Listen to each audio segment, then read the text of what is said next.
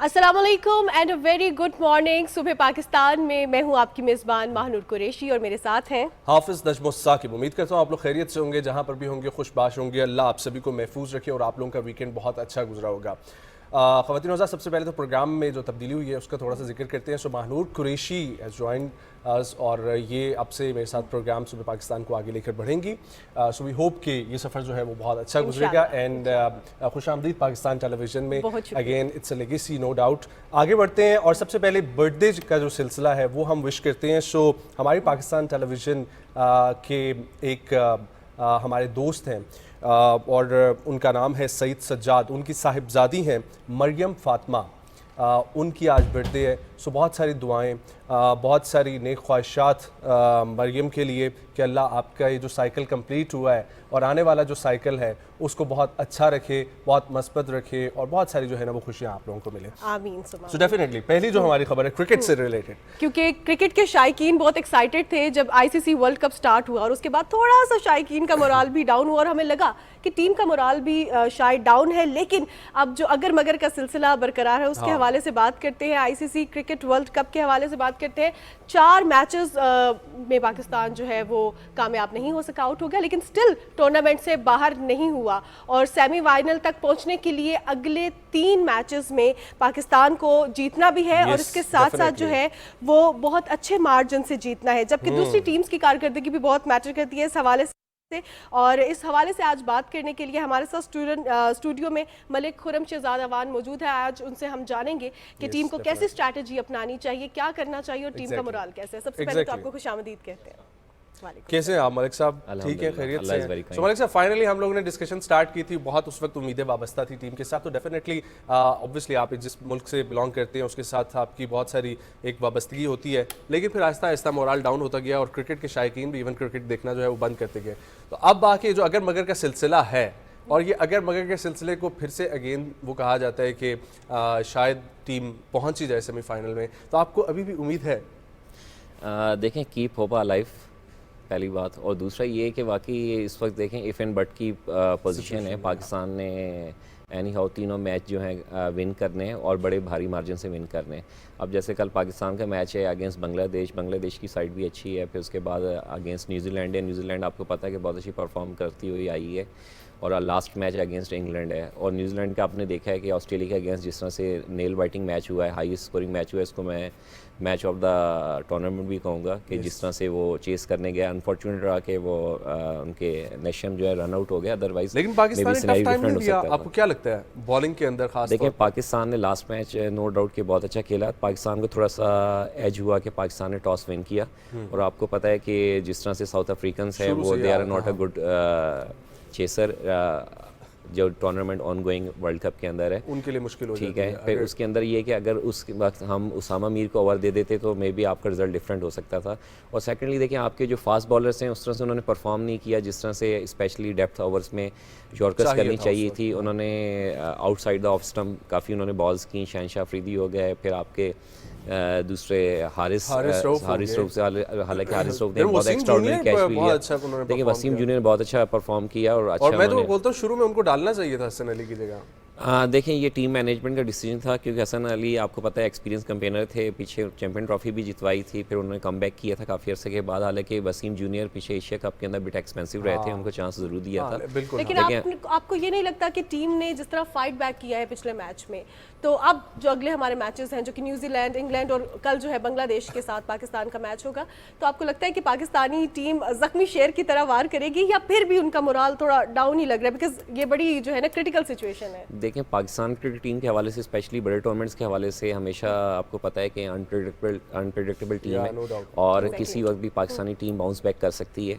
और देखिए, इस वक्त भी टूर्नामेंट पाकिस्तान के लिए ख़त्म नहीं हुआ, still tournament is still open for semifinal race के लिए। आप देखें पॉइंट्स टेबल में पाकिस्तान अभी जो है छठे नंबर पे है, 4 पॉइंट्स से। अगर 3 मैच विन करता है तो 10 पॉइंट्स हो जाएंगे और दूसरे एंड पे ऑस्ट्रेलिया को मैच हारने होंगे 1-2 मैच। अच्छा, मुझे ये बताएं कि लास्ट मैच में जो हमने गलती की उसमें भी हम ऑफ द रिकॉर्ड जिक्र कर रहे थे कि हमारे फास्ट बॉलर्स को एंड पे हमें नज़र आया कि बहुत ज़्यादा एज मिल रहा है और अंडर प्रेशर चल रहे थे वो नेक्स्ट टीम। لیکن ہمارے پاس اوورز نہیں بچ رہے تھے کیونکہ ہم لوگ پہلے انہیں یوٹیلائز کر چکے تھے. تو اس کے علاوہ اور کیا کیا غلطیاں آپ کو نظر آئیں گے لاسٹ میچ؟ دیکھیں کیپٹن شپ کے اوپر آپ کو پتہ ہے کہ تھرو آؤٹ دا ٹورنامنٹ جو ہے بہت بڑا کوسچن مارک ہے. ڈفرینٹ ٹی وی چینلز پہ فارمر کرکٹرز بھی کر رہے ہیں کوسچن مارک. دیکھیں آپ کیپٹن شپ کے اوپر سے آپ کے بالرس کو کس طرح سے یوٹیلائز کرنا چاہیے تھا, اسپیشلی ڈیپتھ اوور میں آپ کو ایک آدھا اوور جو ہے فاسٹ بالر کا آپ نے روک کے رکھنا چاہیے تھا, جو پاکستان نے وہاں پہ لیگ کیا. اور دوسرا دیکھیں پاکستان کی ٹیم میں جس طرح سے اسامہ میر آئے تھے سبسٹیٹیوٹ کے طور پہ, آپ کو پتہ ہے کہ شاداب انجرڈ ہو گئے تھے, ان کے ریپلیسمنٹ کو لے کے آئے تھے, انہوں نے نو ڈاؤٹ بہت اچھی انہوں نے بالنگ کی. اور ان کو اگر اوور دیتے تو میں آپ کو پہلے بھی کہہ چکا ہوں کہ ڈفرینٹ تھا, کیونکہ محمد نواز جو ہے ٹوٹلی آؤٹ آف فارم تھے, اور پھر اسپیشلی جو انہوں نے بال جو کی وہ شارٹ پچ بال کی جس سے اور اس کے بعد ہم نے دیکھا بابر اعظم جس طریقے سے ان پہ چل رہا ہے. جی ہم نے بابر اعظم کا ریئیکشن بھی دیکھا, ہم لوگوں نے وہ ریکیپ میں دیکھا.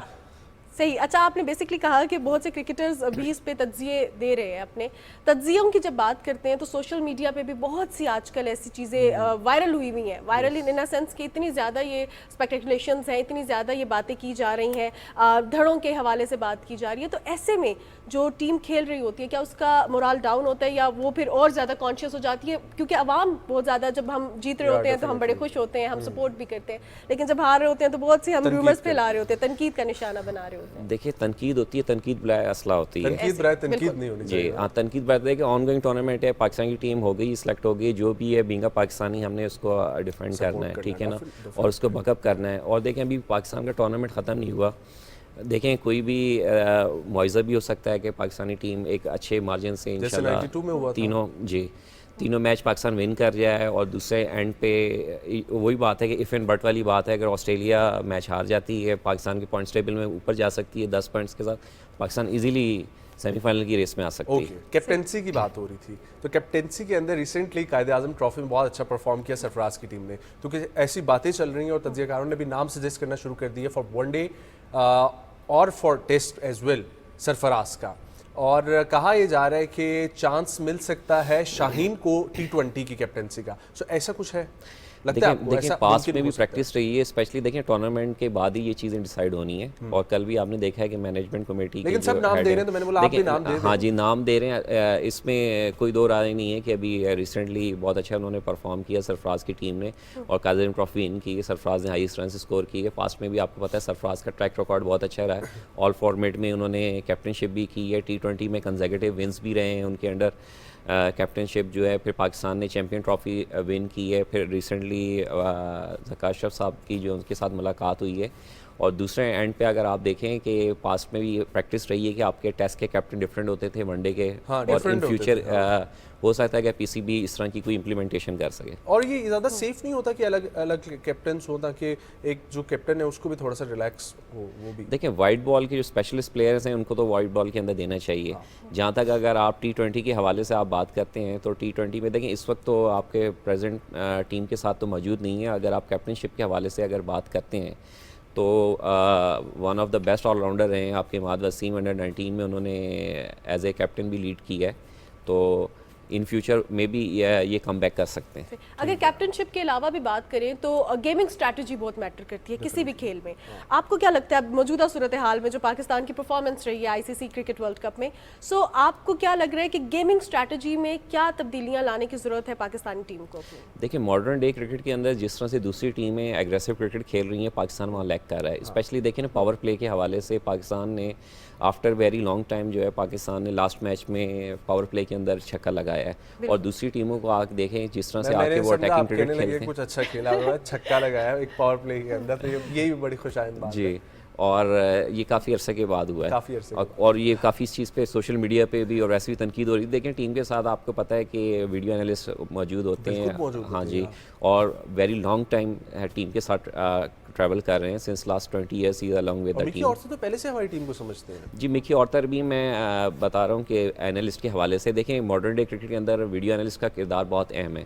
جس طرح سے آپ اپنے اپوننٹ ٹیمز کے حوالے سے ویکنیس, اسٹرینتھ وغیرہ, ان کی بالنگ ہو گئی, ان کی فیلڈنگ پلانس ہو گئے, کس طرح سے کیا ویک ہے, شارٹ ہے, سب چیزیں اس کے اوپر آپ ورک آؤٹ کر کے آتے ہیں. اور پاکستان کی ٹیم کے ساتھ موجود ہے, ہر ٹیم کے ساتھ موجود ہوتے ہیں. جیسے روہت شرما تھوڑا سا لاسٹ ایشیا کپ کے اندر سوئنگ میں پھنس رہا تھا, تو ویڈیو انالسٹ کے تھرو انہوں نے ورک کیا, اور آپ نے دیکھا ہے کہ شاہین کو اس طرح سے کس طرح سے آ کے انہوں نے فیس کیا تھا اگینسٹ اچھا Pakistan. What about that guy LBW Shahzad Wasim last player جو تھے ساؤتھ افریقن, ان کا یہ نام تھا جی شہزاد وسیم. سو شہزاد وسیم کا LBW تھا. دیکھیں اس وقت ریویو کا ہو گیا, تھوڑا سا لیٹ ہو گیا, اگر لیتے تو مے بی ڈیسیژن پاکستان کی فیور میں جاتا ہے نا, جا رہا تھا کیونکہ نظر آ رہا تھا, اور ایون انڈین انالسٹ جو ہے وہ اس کے اوپر بول رہے تھے. اچھا آج نا ذرا سب کو تھوڑا تھوڑا جو ہے نا وہ کرتے ہیں.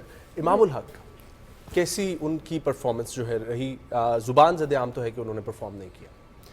دیکھیں امام الحق نے اس طرح سے رنس نہیں کیے جس طرح سے امام الحق کی ہے ایبلٹی. حالانکہ انہوں نے ایک میچ میں بہت اچھی پارٹنرشپ بھی لگائی, 50 رنس بھی کیے, پر وہ لوگ یہ کرٹیسائز کر رہے ہیں کہ وہ سیلفش ہی نہیں تھی, ٹیم کے کام نہیں آئی. حالانکہ دیکھیں ان کے اگر دوسرا آپ اینڈ پہ دیکھیں, عبداللہ شفیق جس طرح سے انہوں نے آئے ہیں, پاکستان کے لیے ایک اچھا پراسپیکٹ ملا ہے. ایشیا کپ کے انہوں نے اگینسٹ سری لنکا میں 50 کی, اور آتے کے ساتھ ہی ورلڈ کپ کے آپ نے پہلے ہی میچ میں 100 کیا ہے. پھر اگینسٹ آسٹریلیا بہت اچھی انہوں نے ایک اننگ کھیلی. پھر پاکستان کے بینچ میں اگر دیکھیں تو فخر زمان بھی موجود ہے. آپ کو پتہ ہے فخر زمان کے لیے کافی سارے, جیسے آپ سوشل میڈیا اور ڈفرینٹ ٹی وی چینلز پہ کہا جاتا ہے کہ آپ فخر زمان کو اگر ہیڈ آف امام الحق دیتے ہیں. دیکھیں ان کا against South Africa track record بھی بہت اچھا تھا, اور بہت اچھی ایگریسو کرکٹ کھیلتے ہیں. اور پاکستان کے پاسٹ اگر آپ دیکھا جائے, چیمپئن ٹرافی ہو گئی, دوسری میں انہوں نے بہت ایک وائٹل رول پلے کیا تھا جس طرح سے وہ کھیلتے ہیں. اور اسپیشلی جو شروع کے جو اوورس ہیں, اسپیشلی آپ کے پاور پلے کو بہت اچھا وہ یوٹیلائز کرتے ہیں. اچھا جیسے آپ نے امام الحق کے حوالے سے بات کی, اور پھر کہا گیا کہ ان کو کیوں رکھا گیا, لوگوں نے تنقید کا نشانہ بھی بنایا, تو ایسے میں کچھ ایسی بھی خبریں زیر گردش رہیں کہ کچھ دھڑے ہیں جس کی وجہ سے ایسا ہوا. اور ہوتا یہ ہے کہ جب بھی کوئی کرکٹر اچھا پرفارم نہیں کرتا, جس طرح میں نے آپ سے پہلے بات کی کہ ہم سوشل میڈیا پہ اس طرح کی باتیں کر رہے ہوتے ہیں, تنقید کر رہے ہوتے ہیں, اور تنقید کے ساتھ ساتھ ہم ایسی باتیں ریومرز پھیلا رہے ہوتے ہیں جن کا بہت زیادہ امپیکٹ ہوتا ہے, نہ صرف وہ کرکٹرز کے مائنڈ سیٹ پہ بلکہ جو ہماری عوام دیکھ رہی ہے ان کے بھی مائنڈ سیٹ پہ بہت زیادہ امپیکٹ ہوتا ہے. تو جب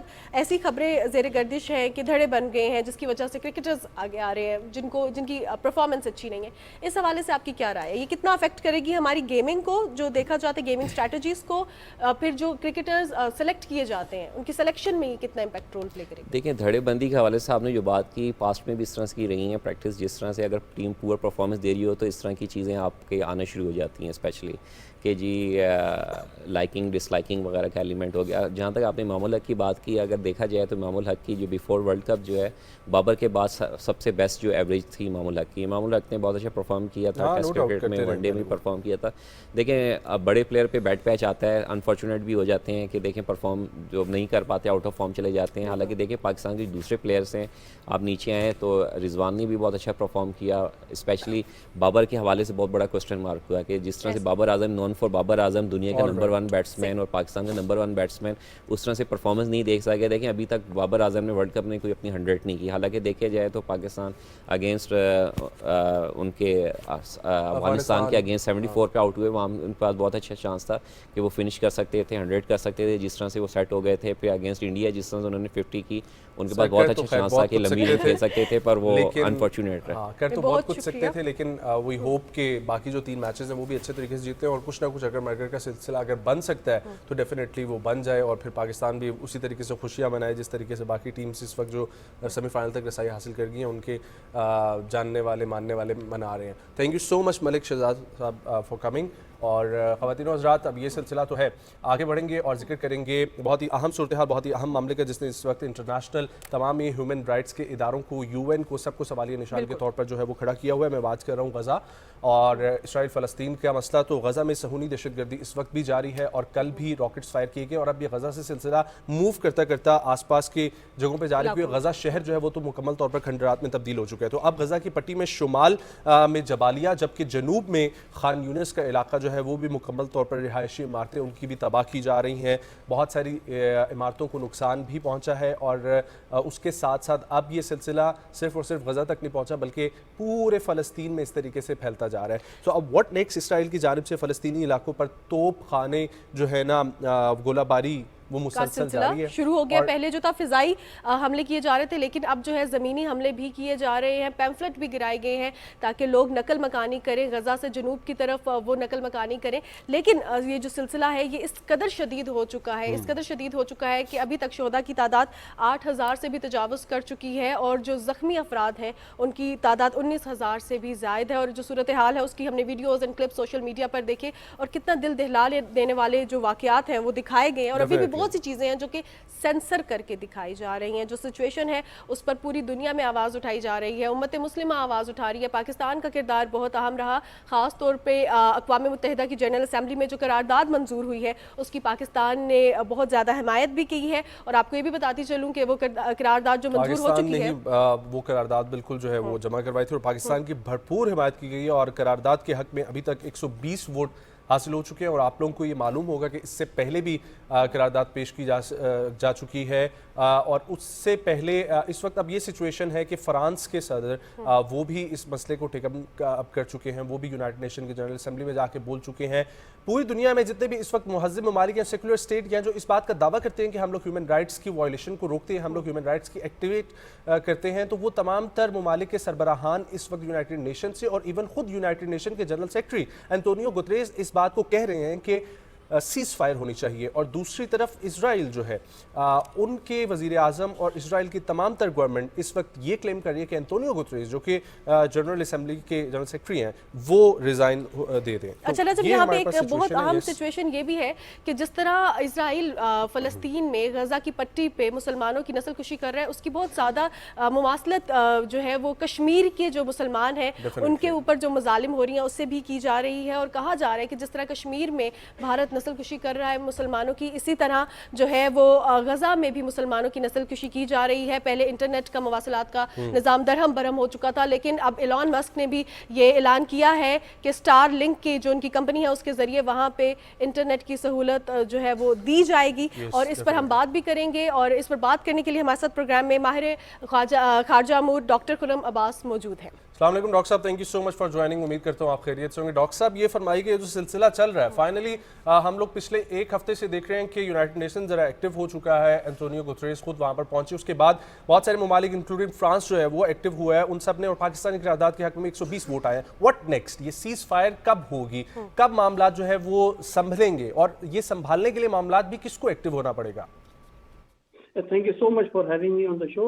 देखिए, जो सबसे इम्पोर्टेंट पॉइंट ये है कि पिछले एक हफ्ते के दौरान बहुत ज़्यादा सफारती कोशिशें अब शुरू हो गई हैं।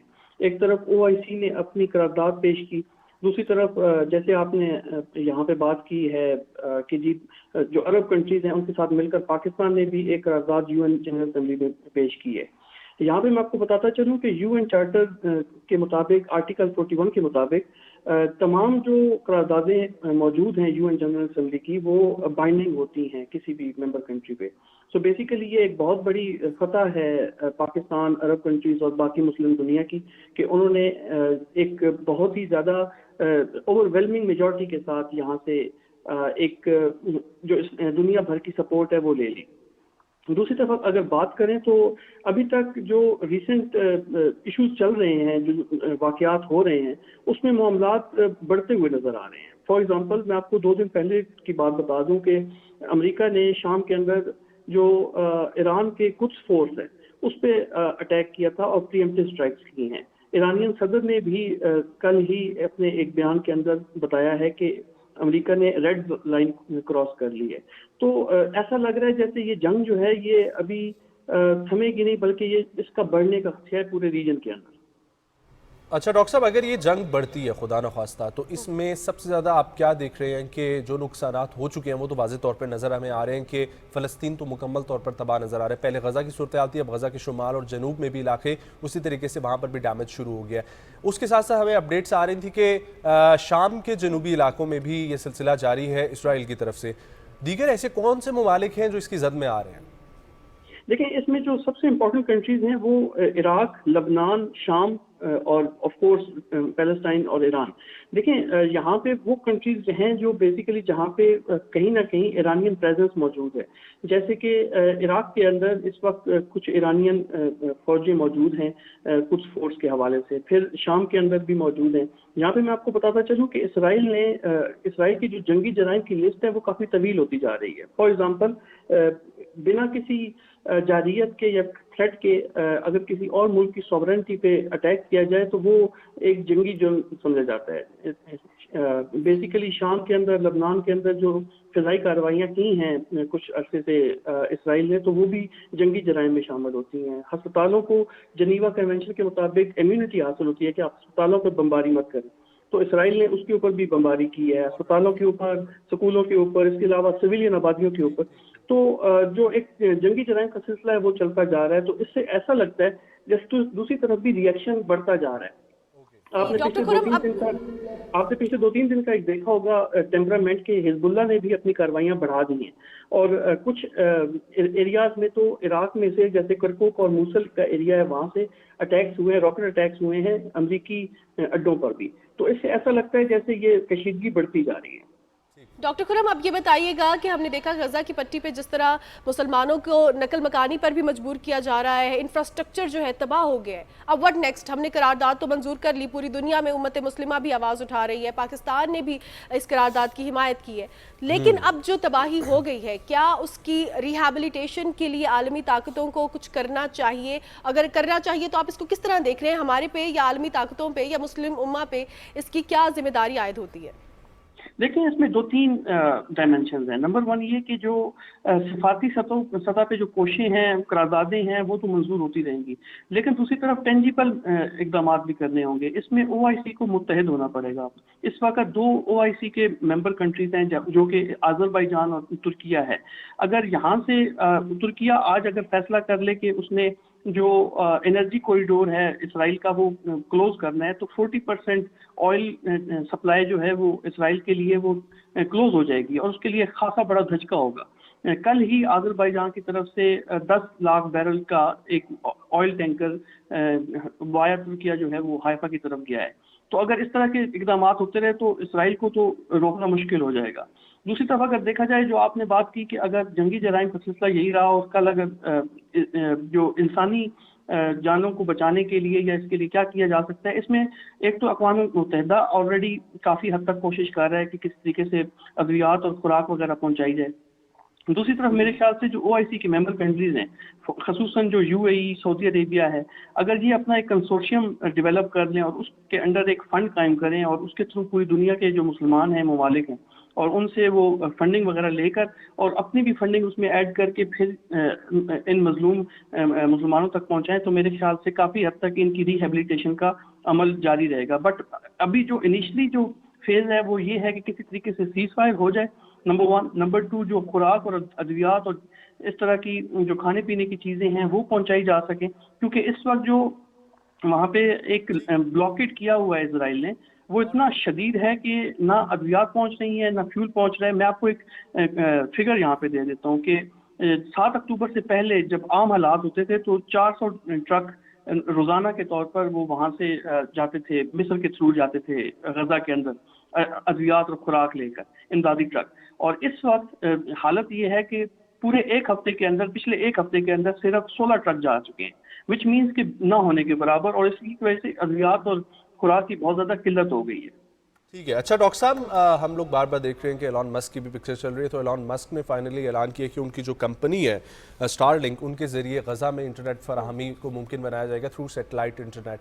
سو ڈیفینیٹلی جب ایک وہاں پر رابطے بحال ہوں گے تو کچھ نہ کچھ جو ہے نا وہاں سے اپڈیٹس مزید بھی آئیں گی, اور کچھ بہتری شاید انٹرنیٹ سے آ سکے نہ آ سکے, لیکن ریئل آن گراؤنڈ سچویشن جو ہے وہ ہمارے تک مزید بہتر طریقے سے پہنچے گی. ایک تو اس کے اوپر کمنٹ کیجیے. دوسری چیز یہ ہے کہ آپ نے ذکر کیا عرب لیگ کے حوالے سے بھی اور ذکر کیا OIC کے حوالے سے. سوری ٹو سے بٹ ہمارے پاس یہ سارے معاملے میں جو سب سے کم کنٹریبیوشن اور جو سب سے کم نام سامنے آتا ہے وہ او آئی سی کا ہی آتا ہے. بار بار اینکرز پوچھتے ہیں, اینالسٹ بات کرتے ہیں, لیکن او آئی سی اس طریقے سے آگے نہیں آتا. اور وٹ آئی بلیو دیٹ کہ یہ جو تھوڑا بہت اسرائیل کو بڑھاوا ملا یہ ہمارے عرب ممالک کی ایکسیپٹنس یا ان کے ساتھ روابط قائم کرنے کی وجہ سے ہی کچھ وہ ہمیں بیکلیش اب سامنے آ رہا ہے. So what next? یہ کوئی مثالی قدم جو ہے جو آپ نے چیزیں گنوائی ہیں, کیا یہ پریکٹیکل بھی ہیں اور یہ اس کو ریالٹی میں بھی ڈھالا جا سکتا ہے؟ اگر کرنا بھی ہے اس کو تو پہلا سٹیپ لے گا کون؟ او آئی سی میں پاکستان بات کرے گا, سعودیہ کرے گا, کون سب سے پہلے یہ بات کو اجاگر کرے گا؟ I totally agree with you. دیکھیں جو اسٹار لنک کی آپ نے بات کی, یہ سب سے بڑا آپ کو ایک میسج ہے کہ اگر آپ اگر اسرائیل انٹرنیٹ بند کرتا ہے پیلسٹائن کے اندر, غزہ کے اندر, تو اگر ایلون مسک نے ایک دھمکی دی کہ ہم اسٹار لنک کے ذریعے کنیکٹیوٹی پرووائڈ کریں گے, تو ود ان 24 آورز اسرائیل کو تمام انٹرنیٹ کمیونیکیشن دوبارہ بحال کرنی پڑی, بیکاز اس کا کوئی فائدہ نہیں تھا اگر وہ اسی طرح کمیونیکیشن بلاکیڈ کیے رکھتا. نمبر 1. نمبر 2, جو میں بات پہلے کر رہا تھا کہ جو او آئی سی کی کنٹریز ہیں, ممبر کنٹریز ہیں, ان کو متحد ہونا پڑے گا. جیسے میں نے آپ کو اگزامپل دی کہ آذربائیجان اور ترکی اس وقت 2 ممبر کنٹریز ہیں او آئی سی کی, بٹ وہ دونوں اپنے نیشنل انٹرسٹ کے لیے اسرائیل کی جو انرجی کوریڈور ہے, فیول کوریڈور ہے, اس کو بلاک نہیں کر رہے, اور وہ اسی طرح جاری ہے. جہاں تک بات ہے کہ اب اس طرح سے کیسے متحد ہو کر کرنا پڑے گا, جو سب سے بڑا کرٹیسزم ابراہیم ایکارڈ پہ آیا تھا اور اس کا جو جواب اس وقت کے متحدہ عرب امارات اور بحرینی سفارتکاروں نے دیا تھا, وہ یہ تھا کہ اگر ہم پچھلے 70 سال میں اسرائیل کو کانفلکٹ کے تھرو کنونس نہیں کر سکے ایک پیسفل سیٹلمنٹ کے لیے, تو ہو سکتا ہے کہ ایک اچھے تعلقات, سفارتی اور معاشی تعلقات کے بنا پہ شاید ہم اس قابل ہو جائیں کہ اسرائیل کو کنونس کر سکیں ایک پیسفل سیٹلمنٹ کے لیے.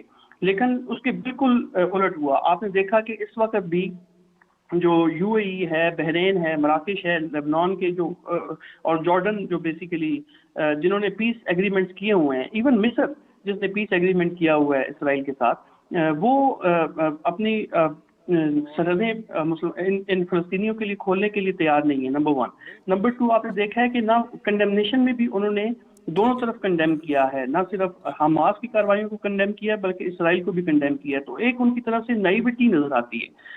تو اوور آل مجھے لگتا ہے کہ جب تک یونٹی نہیں ہوگی, یونٹی کے ساتھ ڈیسیجنز نہیں لیے جائیں گے, اس وقت تک کچھ نہیں ہوگا. قراردادوں میں مذمت ایک سیکٹر ہوتا ہے, ڈپلومیٹکلی آپ پریشر کرتے ہیں, لیکن جب تک عملی اقدامات نہیں ہوں گے, جیسے ایک انرجی قدم جو ہے وہ لے کر آگے بڑھنے کی بالکل ضرورت ہے. Well thank you so much doctor صاحب, ہمارے ساتھ وقت نکالنے کے لیے ماہر بین الاقوامی امور ہمارے ساتھ موجود تھے. خواتین حضرات, کچھ پاکستان کی بات کرتے ہیں, پاکستان کی صورتحال کے اوپر واپس آتے ہیں, لیکن اس سے پہلے ایک دعا ہے کہ اللہ پاک اس تمام تر معاملہ جو ہے اس کو جلد از جلد حل کرے, کیونکہ ڈیفینیٹلی جس کے اوپر گزر رہی ہوتی ہے اسی کو یہ محسوس ہوتا ہے, اور ایسے دراز سے یہ تمام تر چیزیں ہمیشہ سے مسلمان ہی فیس کرتے آئے ہیں, چاہے ہم لوگ ذکر کریں غزہ میں, چاہے فلسطین میں ذکر کریں, چاہے کشمیر میں ذکر کریں, یا پھر اس کے علاوہ جہاں میانمار میں ذکر کریں, تو ہر جگہ پر یہ بات ہوتی رہی ہے, اور ہمیشہ اس کو اسلاموفوبیا اور پتہ نہیں کیا کیا لبادوں میں اوڑھ کر پیش کیا گیا ہے. لیکن اب وقت آ گیا ہے کہ مسلم امہ کو سٹینڈ لینا چاہیے اور آگے بڑھ کے تمام تر مسلمانوں کا ساتھ دینا چاہیے. آگے بڑھیں گے اور پاکستان میں کراچی کے دوسرے بڑے چڑیا گھر کا ذکر کریں گے, جہاں پر ہرن کا ایک نوزائیدہ بچہ جو ہے وہ لوگوں کی توجہ کا مرکز بن گیا. اور آپ کو پتہ ہے جیسے ہی کوئی نیا جانور کسی بھی چڑیا گھر میں آتا ہے یا کسی بھی جگہ پہ, جیسے پاکستان میں اگر دیکھا جائے اسلام آباد کا بچہ ہوتا ہے, چاہے وہ جانور کا ہو یا انسان کا ہو, تو کراچی کے چڑیا گھر میں نوزائیدہ ہرن کا جو بچہ ہے, کالے ہرن کا بچہ ہے, وہ لوگوں کی توجہ کا مرکز بن گیا. لوگ کتنے ایکسائٹڈ ہیں اس پر ہم جانیں گے حسن ناصر صدیقی کی اس رپورٹ میں.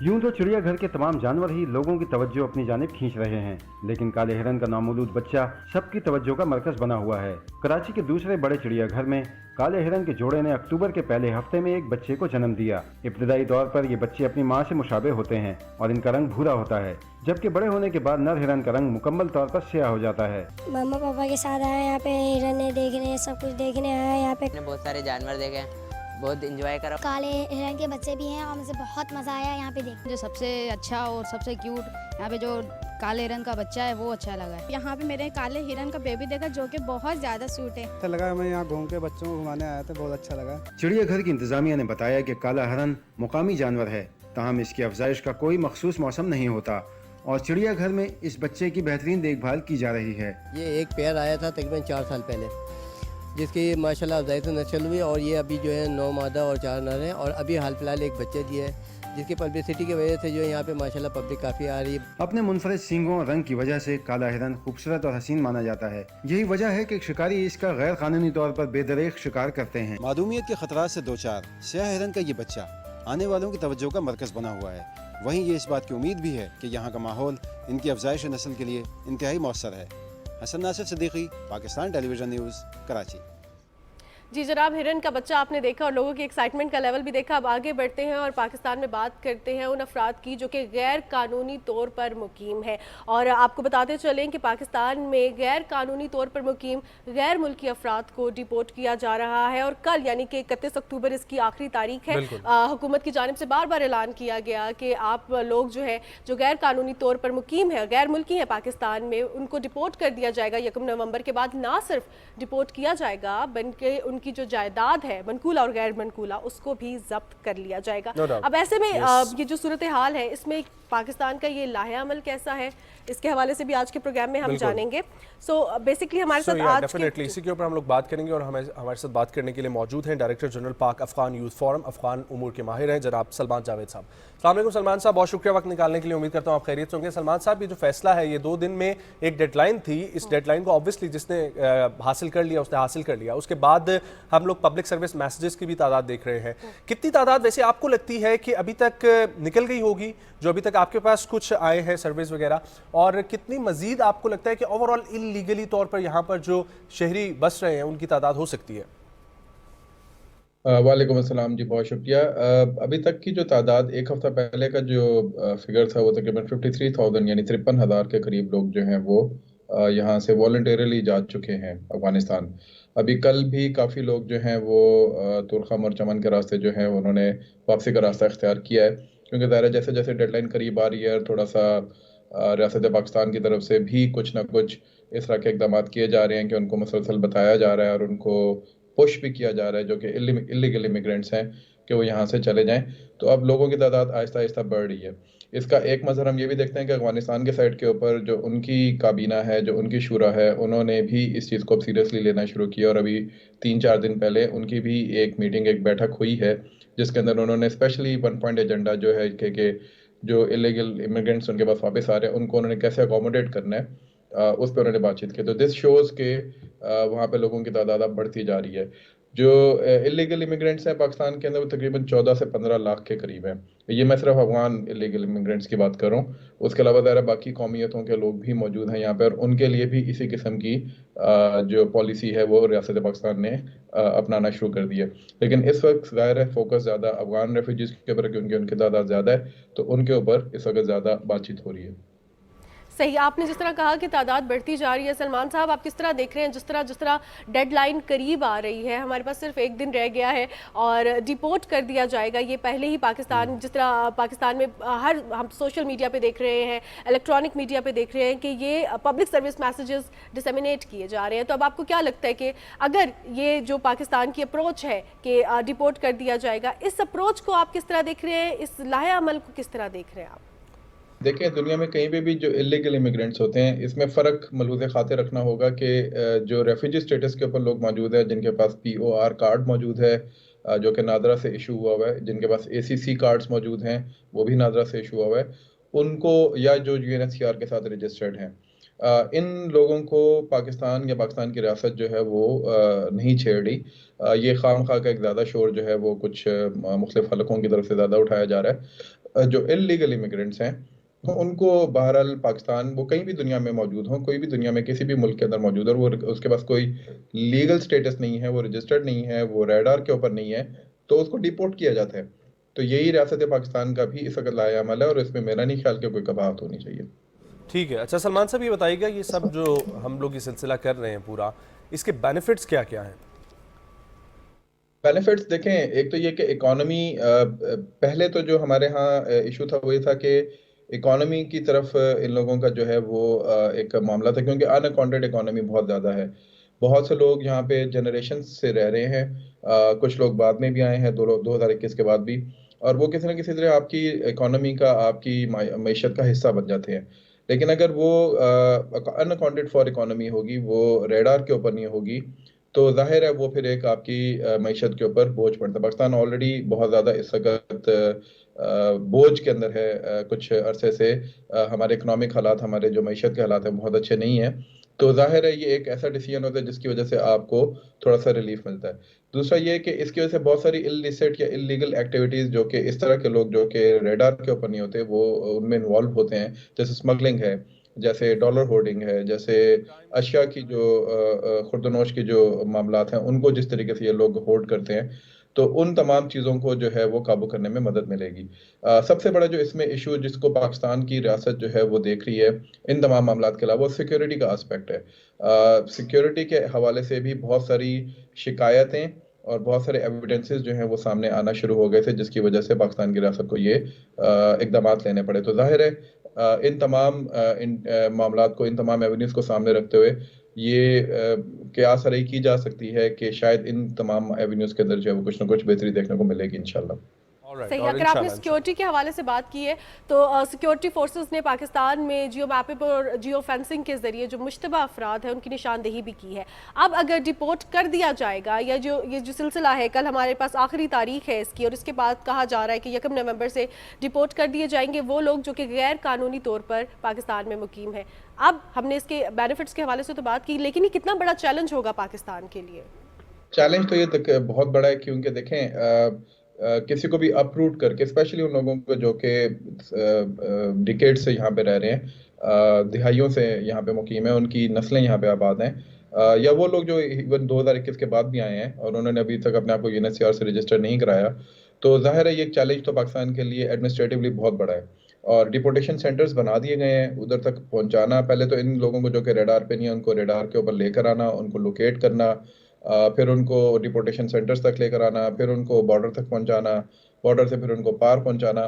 یہ ایک بہت بڑا آپ سمجھ لیں کہ ایک human supply chain management system جو ہے وہ کریٹ کرنا پڑے گا پاکستان کو. اور اس کے بعد تنقید بھی بہت آئے گی، اس پہ ہیومن کرائی بھی آئے گا، اس پہ لوگوں کی طرف سے بہت ساری باتیں بھی ہوں گی، انٹرنیشنل آرگنائزیشن اس پہ بات کریں گی. تو یہ تمام معاملہ یعنی ڈپلومیٹک اینڈ سے بھی اور ایڈمنسٹریٹو اینڈ سے بھی پاکستان کو جو ہے وہ کچھ نہ کچھ ایسے اقدامات لینے پڑیں گے کہ جو امیکیبلی ان چیزوں کو جو ہے وہ پھر ہم ریزالو کر سکیں. ٹھیک ہے. اچھا سلمان صاحب، 2 سوال ہیں. ایک تو یہ کہ ڈیڈ لائن میں جو ابھی ریسنٹلی توسیع نہ دینے کا فیصلہ ہے، یہ کتنا اہم فیصلہ ہے؟ کیونکہ ہمیشہ یہ ہمیں لگتا رہتا ہے کہ آخری تاریخ آئے گی پھر چلیں 1 مہینے کا ٹائم مل جائے گا. تو یہ نہ فیصلہ دینا کتنا بڑا فیصلہ ہے، اور اس سے کیا چیز یہ نظر آتی ہے کہ پاکستان کتنا ڈٹا ہوا ہے اس چیز پر؟ اور دوسرا معاملہ یہ کہ کن کن لیمیٹیشنز کا ہمیں مزید سامنا کرنا پڑ سکتا ہے اس ساری سچویشن کو مد نظر رکھتے ہوئے؟ دیکھیں اہم یہ اس لیے کیونکہ 2016 میں بھی مجھے یاد ہے کہ اس طرح کی ایک بات ہوئی تھی اور پاکستان نے اس طرح کا ایک اقدام لیا تھا جب وار آن ٹیرر ضرب عضب کے بعد اور پھر عدل الفساد جب شروع ہوا، تو اس میں ظاہر ہے یہ معاملات سامنے آنا شروع ہوئے تھے کہ بہت سارے ایسے عوامل جو کہ سیکیورٹی کے معاملات کے اندر آپ کو تنگ کرتے ہیں، ان کے ڈانڈے کہیں نہ کہیں جا کے جو ہے وہ ان اللیگل امیگرینٹس کے ساتھ جا کے ملتے ہیں. یہ انفارچونیٹ ہے، یعنی یہ کسی قوم کے اوپر یا کسی ملک کے اوپر کوئی انگلی ہم نہیں اٹھا رہے، لیکن بہرحال یہ ایک حقیقت، ایک فیکٹ بہرحال موجود تھا. تو اس وقت بھی یہ اقدامات لینا شروع تھے، لیکن پھر اس کے اوپر پاکستان نے بیک ٹریک کیا تھا. ابھی بھی یہی قیاس آرائیاں ہو رہی تھیں کہ پاکستان شاید جو ہے وہ دوبارہ سے اسے بیک ٹریک کر جائے گا، کیونکہ ایک ان ریئلسٹک سی یعنی 1 مہینے کی یا 2 مہینے کی آپ نے ڈیڈ لائن دی اور اس میں بہت سارے لوگوں کو آپ باہر نہیں نکال سکتے. It will still remain a challenge, اور یہ پاکستان جو ہے اس چیلنج کو کیسے اس سے نہ برداشت ہوتا ہے، جیسے میں نے پہلے بھی کہا کہ اس میں بہرحال یہ ایک بہت بڑا سپلائی چین میکانزم آپ کو کریٹ کرنا پڑے گا، ہیومن سپلائی چین میکانزم، جس کے اندر آپ کو ان کو پھر ڈیپورٹیشن کی طرف لے کے جانا ہوگا. تو صحیح سلمان صاحب، آپ نے بالکل صحیح بات کی کہ یہ بہت بڑا چیلنج بھی ہوگا، اور پاکستان میں غیر قانونی طور پر جو مقیم غیر ملکی ہیں ان کے لیے کل کی ڈیڈ لائن ہے، اس کے بعد ان کو ڈیپورٹ کر دیا جائے گا. Definitely. Well thank you so much Salman Javed صاحب ہمارے ساتھ وقت دینے کے لیے، اور وی ہوپ کہ یہ سلسلہ اسی طریقے سے چلتا رہے گا اور یہاں سے ڈیپورٹیشن ہوگی ممکن کل تک، ورنہ اس کے بعد سے باعزت طریقے سے، جو کہ تمام تر پبلک میسیج میں بھی کہا جا رہا ہے، ڈیفینیٹلی باعزت طریقے سے پاکستان کی سیکیورٹی فورسز جو ہیں وہ اس پر عمل درآمد کریں گی اور اس ساری سچویشن کو یقینی طور پر ممکن بنائیں گے. آگے بڑھیں گے اور ذکر کریں گے ذرا کچھ جنیرک نیوز بھی ہم شامل کرتے ہیں. آپ لوگوں کو پتہ ہے تو انٹرنیشنل نیوز ہمارے سامنے ایک آ رہی ہے وچ از اے گڈ تھنگ. کسی کی بھی پاور اگر سامنے آئے اور ایک مثبت چیز ہو تو اس کو سپورٹ کرنا چاہیے یا اس کے بارے میں بات کرنی چاہیے. تو اسی طریقے سے کینیڈا کے علاقے برٹش کولمبیا میں خالصتان ریفرینڈم اور خالصتان موومنٹ کا تو ذکر آپ لوگ سن ہی رہے ہیں عرصہ دراز سے. से, लेकिन अब खालिस्तान रेफरेंडम का बाकायदा तौर पर आगाज़ हो गया है। और ये आगाज़ किस तरह हुआ? हज़ारों सिख इसमें शिरकत कर रहे हैं और रेफरेंडम ब्रिटिश कोलंबिया के गुरु नानक सिख गुरुद्वारा में हो रहा है। इस गुरुद्वारे में ये वोटिंग का दूसरा मरहला है और इससे पहले भी एक दफ़ा हो चुका था 10 सितंबर को, और पहले मरहले में तकरीबन 1,35,000 वोट डाले गए थे। सिख फॉर जस्टिस के ज़रिए तमाम रेफरेंडम की निगरानी पंजाब रेफरेंडम कमीशन कर रहा है और गुज़िश्ता इलाके में सिख बरादरी ने भारत के खिलाफ रैली भी निकाली है और रैली के शुरका ने हरदीप सिंह नजर के कातलों को इंसाफ के कटहरे में लाने का मुतालबा किया। डेफिनेटली ये बहुत ज़रूरी है। जिस तरीके से आपको पता था कि बहुत एक ये मामला बन गया था, बहुत एक हाईलाइटेड इशू था जब वो नजर का कत्ल हुआ और फिर उसके बाद से पाकिस्तान से भी इवन आवाज़ें उठाई गई, तो नो डाउट बेहक जिसका भी कत्ल होता है, ना हक जिसका भी कत्ल होता है, उसके ऊपर आवाज़ उठाना बहुत ही ज़रूरी होता है। बिल्कुल, इसके हवाले से हम ये भी देखेंगे क्योंकि भारत और कनाडा के जो सिफारती ताल्लुकात हैं उस पर भी बहुत ज़्यादा असरअंदाज हुआ ये कत्ल। हाँ, और फिर इसी के साथ हम लोग आपको अब यहाँ से फ्लाई करवा के लिए चलते हैं इराक, और इराक में कुछ तारीख में आपको हमने लेकर जाने, और तारीख में हमारे पास अपडेट ये है कि माहिरीन आसार कदीमा मुख्तलिफ जगहों पर नवादरात कभी ढूंढ रहे होते हैं, कभी कोई बस्ती निकाल रहे होते हैं। उसी तरीके से 2700 साल पुराना मुजस्मा उन्होंने दरियाफ्त किया है।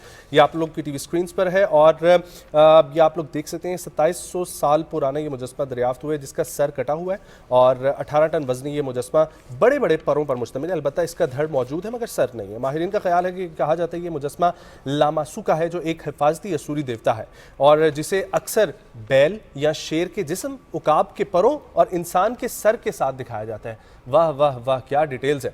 और ये इसी हवाले से अब वहाँ पर मुजस्मा डेफिनेटली मौजूद है। और हम देखते हैं वैसे भी पाकिस्तान में भी देखा जाए आर्कियोलॉजी को बहुत ज़्यादा अब फ़रोग दिया जा रहा है, अहमियत दी जाती है, क्योंकि इससे ना सिर्फ जो है हम अपनी हिस्ट्री को जान सकते हैं बल्कि उस टाइम पे होने वाली जो इकोलॉजिकल चेंजेस हैं उनको हम जान सकते हैं, उस टाइम पे होने वाली जो प्रॉब्लम्स हैं उनको जान सकते हैं। और we must know our history, कहते हैं ना कि आपको अपनी हिस्ट्री पता होना बहुत ज़्यादा ज़रूरी है। हाँ। इस हवाले से अगर बात की जाए तो हम अगर बच्चों के हवाले से बात करें तो म्यूज़ियम और में जब हम जाते हैं ना तो एक चीज़ हमें लाजमी करनी चाहिए जो कि जब हम बचपन में नहीं करते थे, हम नीचे हिस्ट्री नहीं पढ़ते थे किसी भी मुजस्मे की नीचे। That's really important. या दैट्स रियली इंपॉर्टेंट। और लास्टली मैं आप लोगों को एक खबर बताता हूँ, उसके बाद हम लोग ब्रेक की तरफ बढ़ेंगे। दैट इज़ पाकिस्तान में रवां बरस दूसरा और आखिरी चांद ग्रहण देखा जाएगा और ये कराची में वाज़ेह तौर पर नजर आएगा जहाँ पर दौरानिया होगा तकरीबन 4 घंटे 25 मिनट का कहा जा रहा है। माहिरीन फल्कियात के मुताबिक पाकिस्तान में भी जुज़वी तौर पर ये चांद ग्रहण देखा गया है और रात 1:14 पर जुज़वी चांद ग्रहण उरूज पर था। चांद के 6% हिस्से को ग्रहण लगा हुआ था। रात 3:26 पर चांद ग्रहण का इख्तिताम हुआ था और चांद ग्रहण का आगाज़ पाकिस्तानी वक्त के मुताबिक 11:02 पर हुआ था और चांद ग्रहण पाकिस्तान समेत Asia, Europe, America, Australia, Africa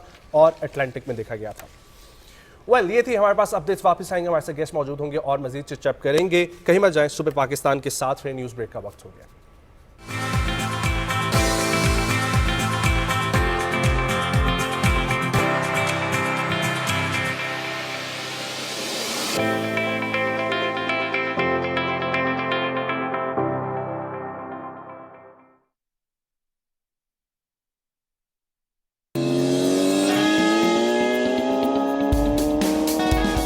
लोगों को फौरी अरेस्ट करें और इन पे भारी जुर्माने आयद करें।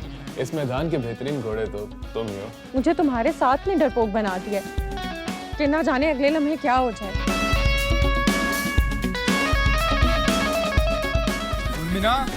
कोई बदरू चिपट गई है।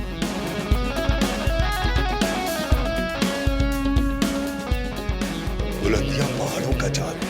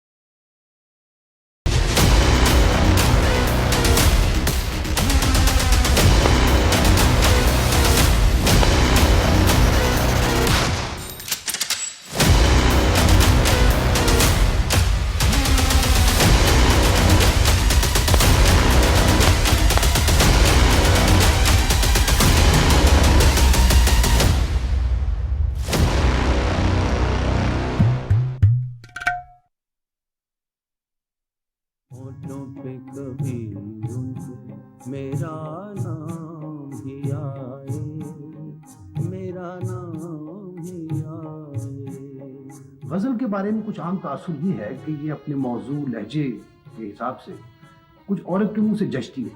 جو بھی احساس یا جذبہ جو اپنا اظہار چاہتا ہے وہ یہ انتخاب بھی وہی کرتا ہے۔ ادا جعفری صاحبہ جو ہیں وہ انہوں نے خواتین کے لیے شعر کہنا آسان بنایا۔ دو نین کول،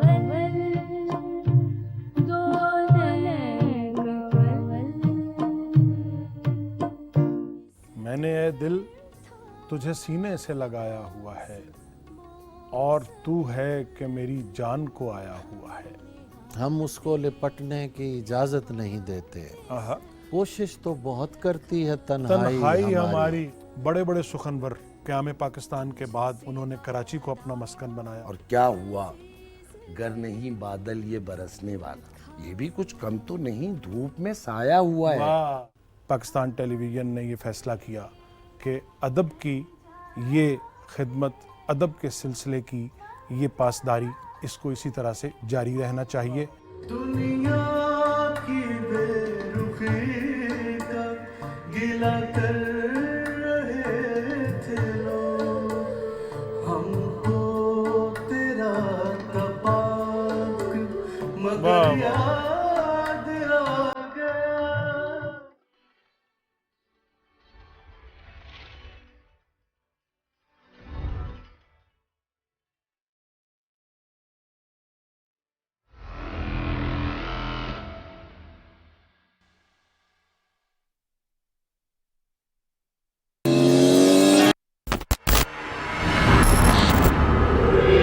जिस दिन हम अपने दुश्मनों को जमीन बोस कर देंगे वो दिन हमारी हतमी फतह का दिन होगा। इस्माइल पाशा को जिला वतन किया जाएगा। लोग ये सुन लेंगे कि अब्दुल हमीद बीमार है। कितनी अच्छी बात है, सुल्तान मरने वाला है। अब वक्त आ चुका है कि एक नए दौर का आगाज किया जाए। हम तमाम मुखालिफिन को अब्दुल हमीद के खिलाफ ताकत मुहैया करेंगे। हम नहीं जानते कि कौन दोस्त और कौन दुश्मन। मैं जुल्फुल इस्माइल पाशा कसम खाता हूं कि मैं तुम्हारे लिए मौत बनूंगा। मैंने उस गद्दार को मार डाला। वो वहां जाते ही अब्दुल हमीद को जहर का टीका लगाएगा। वो सुल्तान मासूम को जहर देंगे। रुक जाओ।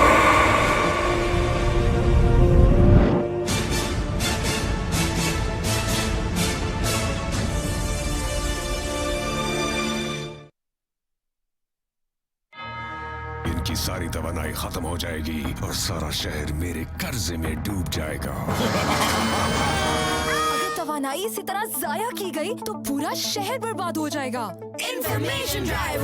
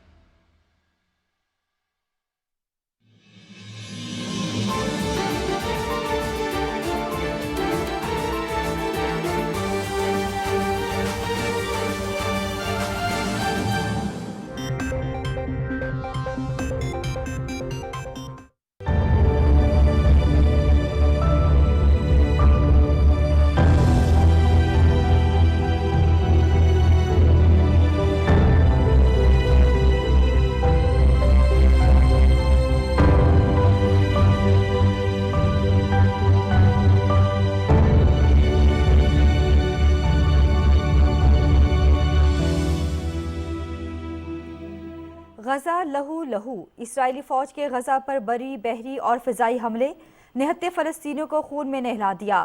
مزید 302 شہید، مجموعی تعداد 8000 سے زیادہ ہو گئی۔ 3300 سے زیادہ بچے اور 1800 خواتین شامل، 20000 زخمی۔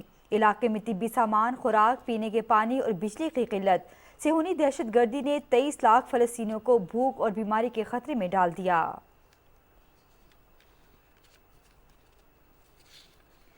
اسرائیل کے ہاتھوں نہتے فلسطینیوں کا قتل عام، نئے جنگی مرحلے کے اثرات پر بات کرنے کے لیے عرب لیگ سربراہ اجلاس بلایا جائے۔ فلسطینی صدر محمود عباس، سیکرٹری جنرل اقوام متحدہ انتونیو گوتریس کا ایک بار پھر جنگ بندی کا مطالبہ۔ حماس اسرائیل کے ساتھ قیدیوں کے تبادلے کے لیے آمادہ. اگر اسرائیل ہمارے قیدیوں کو چھوڑ دے گا تو ہم بھی 7 اکتوبر کو حراست میں لیے گئے قیدیوں کو چھوڑ دیں گے. حماس رہنما. غیر قانونی طور پر مقیم تمام غیر ملکیوں کا انخلاء. کل ڈیڈ لائن کا آخری دن. میپنگ اور جیو فینسنگ کے ذریعے مشکوک افراد کی نشاندہی کر لی گئی. ڈیڈ لائن میں کوئی توسیع نہیں ہوگی. افغان شہریوں کی وطن واپسی کا سلسلہ جاری. 6382 افغان باشندوں پر مشتمل مزید 223 خاندان رضاکارانہ طور پر اپنے ملک لوٹ گئے. افغانستان جانے والے پناہ گزینوں کی مجموعی تعداد 92,000 سے تجاوز کر گئی. غیر قانونی طور پر مقیم غیر ملکیوں کو اپنے وطن جانا ہوگا. مکمل چھان بین جاری ہے. 1 نومبر کو کارروائی کا آغاز کر دیا جائے گا. نگران حکومت آئین اور قانون کے مطابق اپنی ذمہ داری ادا کر رہی ہے. انتخابات کے انعقاد کے لیے الیکشن کمیشن کی معاونت کریں گے. نگران وزیر داخلہ سرفراز بگٹی کی نجی ٹی وی سے گفتگو. پاکستان کے خلاف پروپیگنڈا. افغانستان اور ہندوستان کا گٹھ جوڑ بے نقاب. افغانستان کے اعمار پر المرصاد کے نام سے سوشل میڈیا ہینڈل پاکستان کے خلاف زہر اگلنے لگا. المرصاد کو ہندوستانی خفیہ ایجنسی را کی جانب سے مالی تعاون فراہم کیے جانے کا انکشاف. المرصاد کا مشن پاکستان کے غیر قانونی افغانیوں کو ملک سے نکالنے کے لیے فیصلے کو غلط ثابت کرتے ہوئے عالمی برادری سے ہمدردیاں بٹورنا ہے.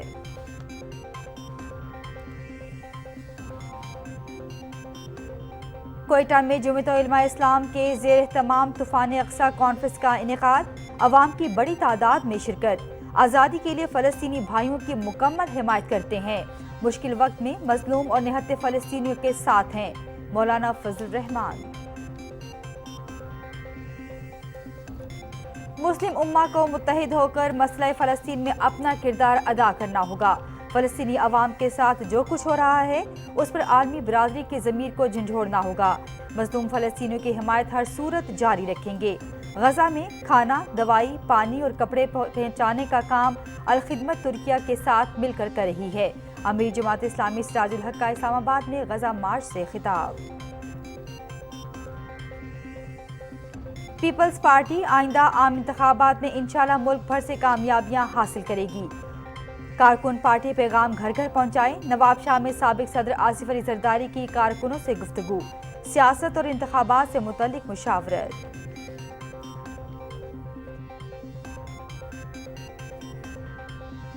ایم کیو ایم پاکستان متوسط طبقے کو ایوان میں نمائندگی دے رہی ہے. کراچی میں سب سے زیادہ تعمیراتی کام ہمارے دور میں ہوئے. ملک کو ترقی کی راہ پر گامزن کریں گے. ایم کیو ایم مظلوم فلسطینیوں کی بھرپور حمایت کرتی ہے. ڈاکٹر خالد مقبول صدیقی کا کراچی میں جلسے سے خطاب. وزیر اعلیٰ پنجاب محسن نقوی کا ڈسٹرکٹ ہیڈ کوارٹر شیخ پورہ کا دورہ. مریضوں اور تیمارداروں نے شکایات کے انبار لگا دیے.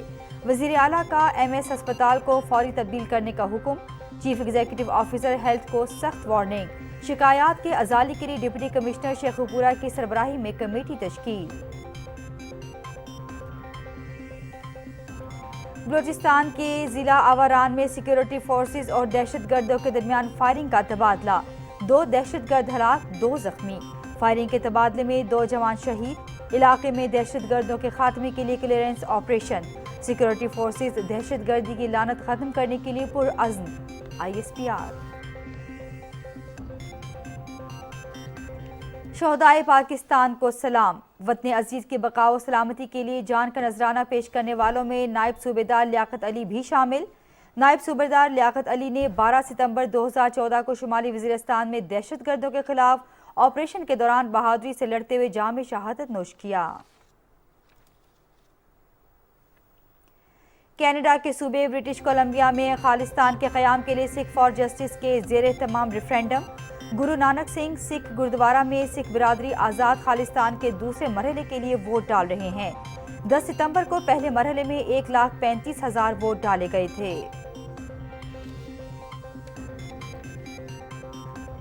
University of engineering and technology Lahore کے طلباء طالبات کا لاہور گریجن شوٹنگ گیلری کا دورہ. وفد کو مختلف ہتھیاروں کی خصوصیات اور استعمال کے بارے میں آگاہی. फायरिंग का अमली तजुर्बा भी हासिल किया। तलबा की मुख्तलिफ हथियारों और उनके इस्तेमाल में इजहार दिलचस्पी।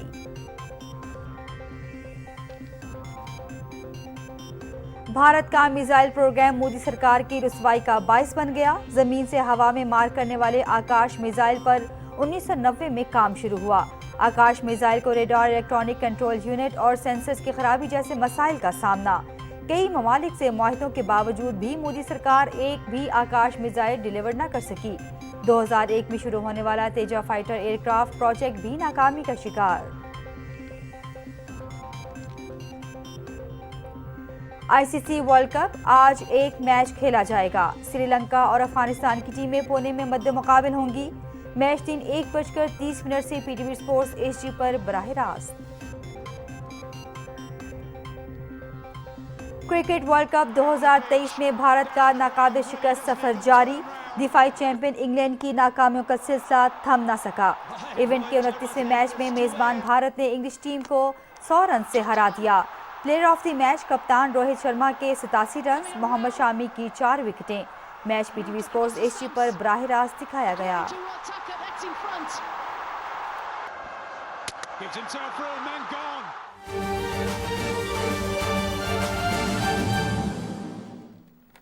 नाज़रीन, हेडलाइंस आपने जानी। पीटीवी न्यूज़ से फिल वक्त इतना ही।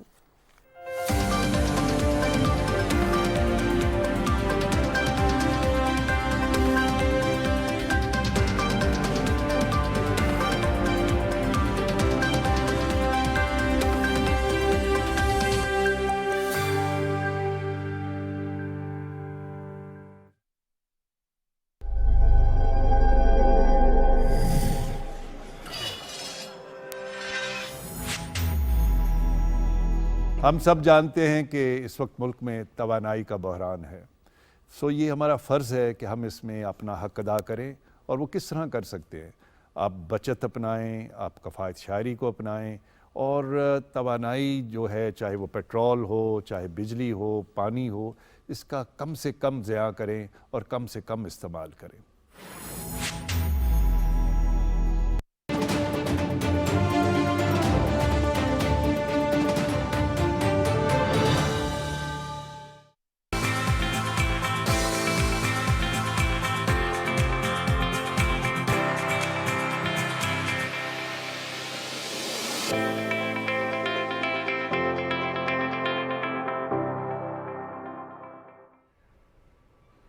सुबह पाकिस्तान में एक बार फिर आप सबको खुशामदीद कहते हैं और अब रुख करते हैं पाकिस्तान की सियासी सूरत हाल का। जिस तरह इंतखाबात करीब आ रहे हैं, हम देख रहे हैं कि तमाम सियासी पार्टीज़ की जो मुहिम जो है वो स्टार्ट हुई है और तेज़ होती जा रही है। अब खानेवाल में भी पिंडाल सजाया गया इस्तेहकाम पाकिस्तान पार्टी की जानिब से। इसके साथ साथ आपको ये भी बताती चलूँ, पार्टी के सदर अलीम खान ने खिताब भी किया इस पिंडाल में। और दूसरी जानिब अगर बात की जाए पाकिस्तान मुस्लिम लीग नून, तो मुस्लिम लीग नून के सदर शहबाज शरीफ ने चेयरमैन सेनेट सादिक सिंजरानी और पार्टी रहनुमाओं से मुलाकातें भी की हैं और उनका कहना यह है कि हम इंतखाबात जीत के पाकिस्तान को महंगाई से निकालेंगे और पाकिस्तान को तरक्की की राह पर गामजन करेंगे। डेफिनेटली। और अब हम लोग देख रहे हैं कि इसी तरीके से तमाम तर पार्टीज़ जो है वो बड़ी एक्टिव नज़र आ रही हैं। कल हमने देखा MQM ने भी जलसा किया और बड़ा तगड़ा जलसा उनका कराची में नजर आया। बड़ी तनकीद उन्होंने जो है ना उंगलियां उठा के तमाम तर लीडर्स ने PPP के अगेंस्ट किया, ऑल दो PDM का सब हिस्सा थे। और फिर उसके बाद ये भी है कि आज नवाज शरीफ से मुलाकात है MQM की। तो नवाज शरीफ जो हैं वो ऑब्वियसली जिस तरीके से उनकी वापसी हुई और फिर उसके बाद उनकी एक्टिवेशन नज़र आ रही है, पहला जलसा और फिर उस जलसे के बाद की अपडेट्स तमाम तर हमारे सामने है। अच्छा, एक तरफ PPP जो है ना वो इंतज़ार में बैठी हुई है कि कब जाके इंतखाबात की कोई डेट अनाउंस होगी। उनकी रिसेंटली मीटिंग भी इस्लामाबाद में हुई है जिसमें बिलावल भी उनके साथ मौजूद थे, चेयरमैन पीपल्स पार्टी। और शेर रहमान ने बाद में खिताब करते हुए कहा कि डेफिनेटली हम लोग भी करेंगे उसी तरीके से। तमाम तर PPP एक अवामी जमात है, बड़ी तगड़ी जमात है, बड़ा एक होल्ड है उनका। अब वो इंतज़ार ये कर रहे हैं कि इंतखाबात की डेट्स जो है ना वो सामने आए। और फिर दूसरी तरफ हम लोग देख रहे हैं कि नून लीग एक्टिव है, मुलाकातों का सिलसिला भी जारी है, जलसे जुलूस जो है वो भी शुरू होने वाले हैं। एक जलसा तो वापसी के लिए था लेकिन प्रॉपर्ली वो शुरू होगा। अच्छा, ये बड़ा एक हमारे लिए अच्छा था। हम लोगों ने देखा कि पाकिस्तान में पार्टीज़ जो है ना जिस तरीके से आ रही हैं, उसी में IPP ने भी अपना पहला जलसा किया और उस पहले जलसे में उनको एक अच्छा जो है ना वो मिला है, फीडबैक बहुत अच्छा मिला है। और फिर उसके बाद उम्मीद की जा रही है कि इसी तरीके से नजर आएगा। और जलसा भी जिस جس طریقے سے وہ کہتے ہیں کہ پاکستان میں مختلف تہوار جو ہیں وہ بڑی خوشی کے ساتھ منائے جاتے ہیں، تو اسی طریقے سے پاکستان میں جب انتخابات آتے ہیں تو انتخابات بھی ایک پورا سیزن ہوتا ہے، تو اس سیزن کو بھی نا سیلیبریٹ کیا جاتا ہے، وہ کھابے اور وہ سب کچھ چلتا رہتا ہے، وہ بھی ہم آپ کو اپڈیٹ کریں گے۔ لیکن اس وقت سیاسی صورتحال پہ ہم لوگ بات کرتے ہیں، ہمارے ساتھ گیسٹ موجود ہیں، سینئر صحافی جناب جاوید صدیقی صاحب۔ السلام علیکم جاوید صاحب، thank you so much for joining, امید کرتا ہوں آپ خیریت سے ہوں گے۔ جاوید صدیق صاحب، مجھے یہ بتائیے گا کہ جو تمام تر صورتحال چل رہی ہے اس میں کتنا مثبت آپ کو یہ لگ رہا ہے؟ ایک تو کیونکہ انتخابات ہمیشہ سے مثبت ہوتے ہیں جمہوریت کے لیے، تو اس کے اوپر کمنٹ کیجیے گا، پھر ہم آگے بڑھتے ہیں۔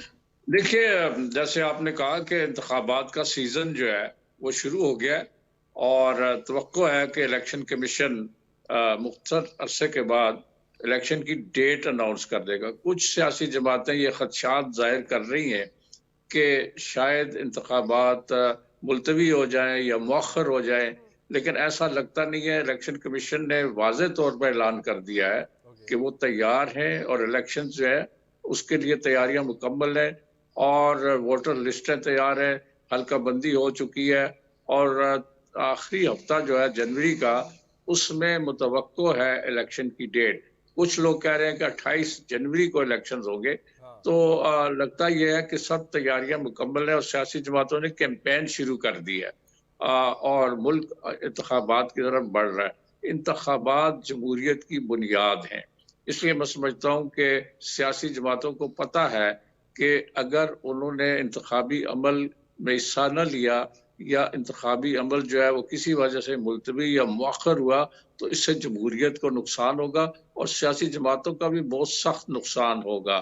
اس سے پہلے ہم نے 1985 میں دیکھا تھا کہ جب غیر جماعتی الیکشنز ہو رہے تھے تو اس وقت کے صدر جنرل ضیاء الحق نے اعلان کیا کہ تمام سیاسی جماعتیں جو ہیں الیکشن لڑ سکتی ہیں، لیکن اس وقت کی جو اپوزیشن کی پارٹیاں تھیں انہوں نے MRD movement for restoration of democracy, ان کا ایک اتحاد تھا، انہوں نے الیکشن کا بائیکاٹ کر دیا اور بڑے بڑے سیاسی قداور لیڈر جو ہے اسمبلی سے باہر رہ گئے۔ تو میں سمجھتا ہوں کہ یہ بہت بڑی غلطی ہوتی ہے کہ آپ الیکشن میں حصہ نہ لیں اور اس ارینا سے یا اس فیلڈ سے باہر نکل جائے۔ تو میں سمجھتا ہوں کہ سیاسی جماعتیں اب کنونسڈ ہیں کہ الیکشنز ہونے والے ہیں، وہ اپنی ٹکٹس کی ایوارڈ دینے کا، ٹکٹ دینے کا عمل جو ہے وہ جلد شروع کرنے والی ہیں اور پاکستان میں سیاسی نظام میں استحکام تب آئے گا جب ایک منتخب حکومت جو ہے وہ اقتدار سنبھالے گی۔ کیئر ٹیکر گورنمنٹ جو ہے اس کے سربراہ نگران وزیر اعظم انوار الحق کاکڑ بار بار کہہ چکے ہیں کہ ہمارا مینڈیٹ صرف اتنا ہے کہ ہم نے الیکشنز کروانے ہیں اور پھر اقتدار منتقل کرنا ہے منتخب حکومت کو۔ اس لیے میں سمجھتا ہوں کہ ایک الیکشن جو ہے وہ شروع ہو چکے، کیمپین شروع ہو چکی ہے، اس کا آغاز ہو چکا ہے اور آپ دیکھیں گے کہ آئندہ کہا کہ الیکشنز کی جو ابھی انتخابی مہم جاری ہے، اب اس میں آپ سے یہ جاننا چاہوں گی کہ استحکام پاکستان پارٹی کا جو پہلا جلسہ خانیوال میں منعقد کیا گیا، اس کو آپ کیسے دیکھتے ہیں اور اس پارٹی کے ساتھ ساتھ آپ مسلم لیگ نون اور پاکستان پیپلز پارٹی کی حکمت عملی کو کس طرح دیکھ رہے ہیں؟ IPP کا جو جلسہ ہوا ہے خانیوال میں وہ خاصا بڑا جلسہ تھا اور انہوں نے شو آف پاور وہاں کر دی ہے۔ اس کا مطلب یہ ہے کہ اس علاقے میں پنجاب میں اور خاص طور پہ جنوبی پنجاب میں جو IPP ہے استحکام پاکستان پارٹی، اس کا انفلوئنس ہے اور وہ یہ دعویٰ کرتے ہیں کہ وہ پنجاب میں تمام سیٹوں پر الیکشن لڑیں گے۔ تو IPP بھی تیار ہے اور انہوں نے تو ایک طرح سے آغاز کر دیا ہے۔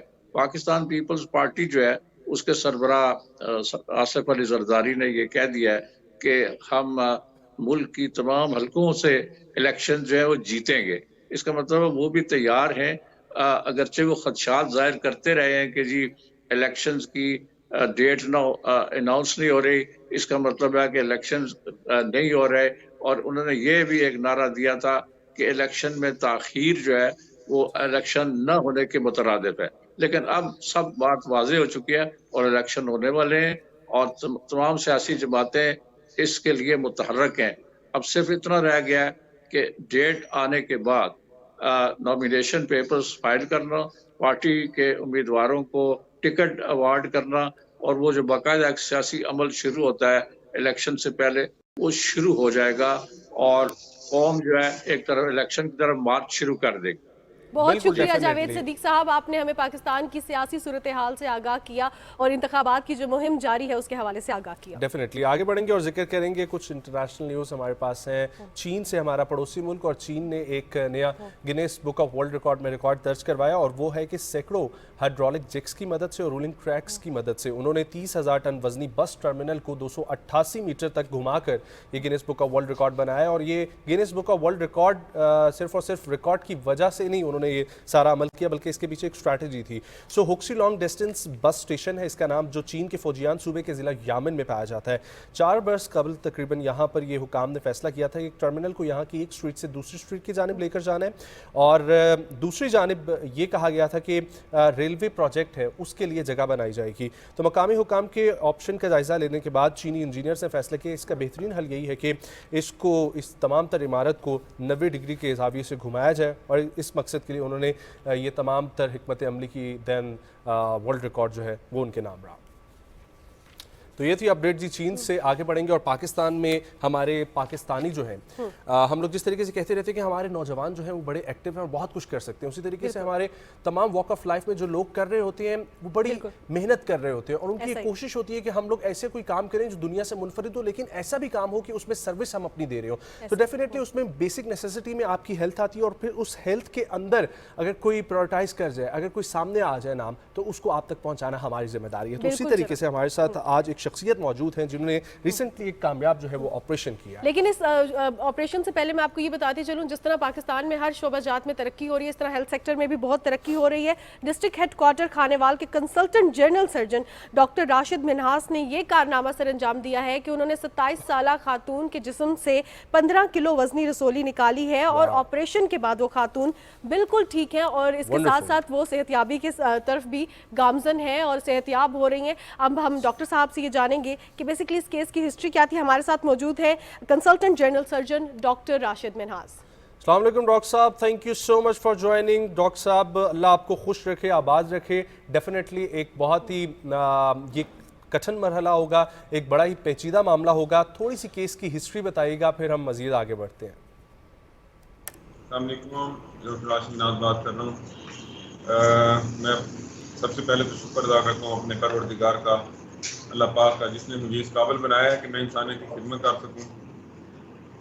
हदीस नबवी है कि जिसने एक इंसान की जान बचाई उसने पूरी इंसानियत की जान बचाई। मैं PTV न्यूज़ के तमाम दोस्तों का शुक्र अदा करता हूँ जिन लोगों ने मुझे टच में लिया। पेशेंट की हिस्ट्री थी कि वो हमारे पास प्रेजेंट किए पेन एब्डामन के साथ एंड रसोली ऑफ एब्डामन हमारे मुआशरे में। तो हमने वर्कआउट किया, उसके बेसलाइन टेस्ट करवाए, तो उसमें हमने ये इतनी बड़ी रसोली और इतनी बड़ी जो ट्यूमर हमने निकाला है वो आइडेंटिफाई किया और रिमूव किया। अल्हम्दुलिल्लाह now patient is satisfied and patient okay, taking his regular diets and regular activities of daily activities life. सही। अच्छा डॉक्टर साहब, आपसे ये जानना चाहूंगी कि 15 किलो वजनी रसोली निकाली गई है, आखिर इसके जी सो बेसिकली इसकी नौबत क्यों आई? जब अर्ली डायग्नोसिस नहीं हो सकता क्या? जब छोटी सी गिल्टी होती है तो क्या हम लोग जो है मरीज जो है वो नेग्लिजेंस की वजह से डॉक्टर के पास नहीं जाते या इसको इग्नोर कर देते हैं, या रीज़न क्या है? ये 15 किलो तक क्यों हुई, इतनी बड़ी रसोली क्यों हुई? दो फैक्टर है मैडम हमारे मुआशरे में ना। सबसे पहला जो फैक्टर है वो है गुर्बत। हमारे गरीब गुरबा लोग जो पेरिफेरी में रहते हैं, छोटे मोटे जब मसाइल हो जाते हैं वो डॉक्टर को दिखाते ही नहीं है। छोटे मोटे जो डॉक्टर घर पे डिप्स लगा जाते हैं, पेन किलर लगा जाते हैं, उनसे रजू करते हैं, वो स्वेलिंग बढ़ती जाती है, या वो उस स्टेज पे जाके MBBS डॉक्टर या कंसल्टेंट डॉक्टर के पास जाते हैं जब उनके लोकल डॉक्टर कहते हैं कि हमारे बस की बात नहीं है। अब ये बच्ची नौजवान बच्ची है, 27 ईयर ऑफ एज है, अनमैरिड है और एबनॉर्मल बच्ची थी, और इस वजह से उनकी शादी भी ना हो सकी। तो पेन एब्डामन के साथ अक्सर अपने भाइयों को कहती रही, किसी ने तवज्जो ना दी। लेकिन 6 महीने 8 महीने 1 साल गुजरने के बाद उन्होंने कहा कि बड़े शहर जाके स्कैन कराते हैं। जब उन्होंने स्कैन कराया इतने बड़े पेट का, उन्होंने कहा शायद पानी भरा हुआ है या कुछ है, तो रेडियोलॉजिस्ट ने कहा कि या तो पेट के अंदर बड़ी रसोली पड़ी हुई है, तो इसका वर्कआउट कराएं। तो एक तो वो पुअर लोग थे, गरीब लोग थे, अफोर्ड नहीं कर सकते थे डॉक्टर के पास जाना, डॉक्टर को फीस देना और शहर में आना, 1000-1500 کرایہ لگا کے آنا اور واپس جانا، اپنے کام کاج چھوڑنا، یہ سارے مسائل ہیں پیشنٹ فیکٹر کے اور ہمارے غربت کے، جس وجہ سے لوگ ہمیں اپروچ لیٹ کرتے ہیں، اس لیے ان کے ارلی ڈائگنوسس ہو نہیں سکتے۔ جب یہ ہمارے پاس پریزنٹ کیے تو ان کے ورک اپ کے لیے بھی ہمیں کافی اماؤنٹ درکار تھی، جس کی وجہ سے یعنی کہ ہمیں اسکین کروانے تھے، روٹین کے بیس لائن ٹیسٹ کروانے تھے، سی ٹی اسکین کروانا تھا، تاکہ ہمیں پتہ چلے کہ ایدر اٹ از بینائن اور میلگننٹ۔ ایگزیکٹلی۔ اچھا ڈاکٹر صاحب یہ فرمائیے گا، جس طریقے سے یہ تمام تر سچویشن آپ کے سامنے جب پہنچی تو ڈاکٹرز کے پاس ایک حل ہوتا ہے مریض کو دوائیوں پر لگا دینا، یا بہت پیچیدہ معاملہ ہے تو اس کے اندر ڈاکٹرز خود پڑھتے نہیں ہیں، لیکن پہلے تو یہ اس کو چیلنج آپ نے کیسے اس کو ایکسیپٹ کیا، ٹھیک ہے، اور پھر اپنے آپ سے ایک انسان کی گفتگو ہوتی ہے ڈیفینیٹلی، اور پھر ایک کلیگز کے ساتھ بھی ہوتی ہے جو آپ کے ٹیم ممبرز ہوتے ہیں، تو وہ ڈسکشن بھی اگر کچھ شیئر کرنا چاہیں آپ کے ذہن میں اس وقت دماغ میں کیا چل رہا تھا، اور یہ کتنا مشکل تھا آپ کے لیے آپریشن، کتنا وقت درکار ہوا؟ بالکل، یہ بہت بڑی رسولی تھی، پیٹ کے اندر بہت ڈیفیکلٹ کیس تھا، لیکن اس میں سب سے اچھی بات یہ تھی کہ اس کا جب ہم نے ورک آؤٹ کرایا، اس میں میلیگننسی نہیں تھی، میلیگننسی یہ ٹیومر کینسر والا نہیں تھا، یہ بنائن تھا، عام رسولی تھی جس کو ہم ایزیلی نکال سکتے تھے۔ اس کے بعد میں نے اپنے اینستھیٹسٹ ڈاکٹر نادر صاحب ہیں کنسلٹنٹ اینستھیٹسٹ، ان سے رجوع کیا کہ اس پیشنٹ کو ہم نے کرنا ہے، پور پیشنٹ ہے اور ہر صورت کرنا ہے اور منیمم پرائس میں کرنا ہے۔ اس کے بعد میں نے اپنے جو ٹیم ممبر ہیں ان کو انوالو کیا، ہمارے اوٹی ہیں اشرف صاحب، فاطمہ بچی ہے، ایک ہمارے اسٹاف ہے، ندیم حسن سعود صاحب ہیں، ہم نے پراپر انوائرمنٹ کریٹ کی کہ اس کو صاف ستھرا آپریشن کریں، اور بلڈ کے لیے ہم نے بلڈ ڈونر بلا کے رکھے، حالانکہ ہم نے ڈیورنگ سرجری بلڈ لگایا نہیں ہے، لیکن کیونکہ بڑی رسولی تھی، بلیڈ ہونے کا خطرہ تھا، تو ہم نے سارے انتظامات کیے اور الحمدللہ اللہ پاک نے اس آپریشن میں ہمیں کامیاب کی۔ اچھا ڈاکٹر راشد منہاس، اکثر یہ ہوتا ہے کہ جب چھوٹے شہروں میں کوئی بھی ایسا مریض آتا ہے جس کو بہت کوئی پیچیدہ سی بیماری ہوتی ہے تو اس کو کسی بڑے شہر میں ریفر کر دیا جاتا ہے، کسی اور شہر کے ہسپتال میں ریفر کر دیا جاتا ہے، یہ تمام آپریشن، یہ تمام علاج خانے وال میں کیسے ممکن ہوا؟ ہمیں ہسپتالوں کی صورتحال کے حوالے سے بھی آگاہ کیجیے گا کہ کیا وہاں پہ یہ سہولیات موجود ہیں، کس طرح کی پیچیدہ آپریشنز بھی ہو سکیں؟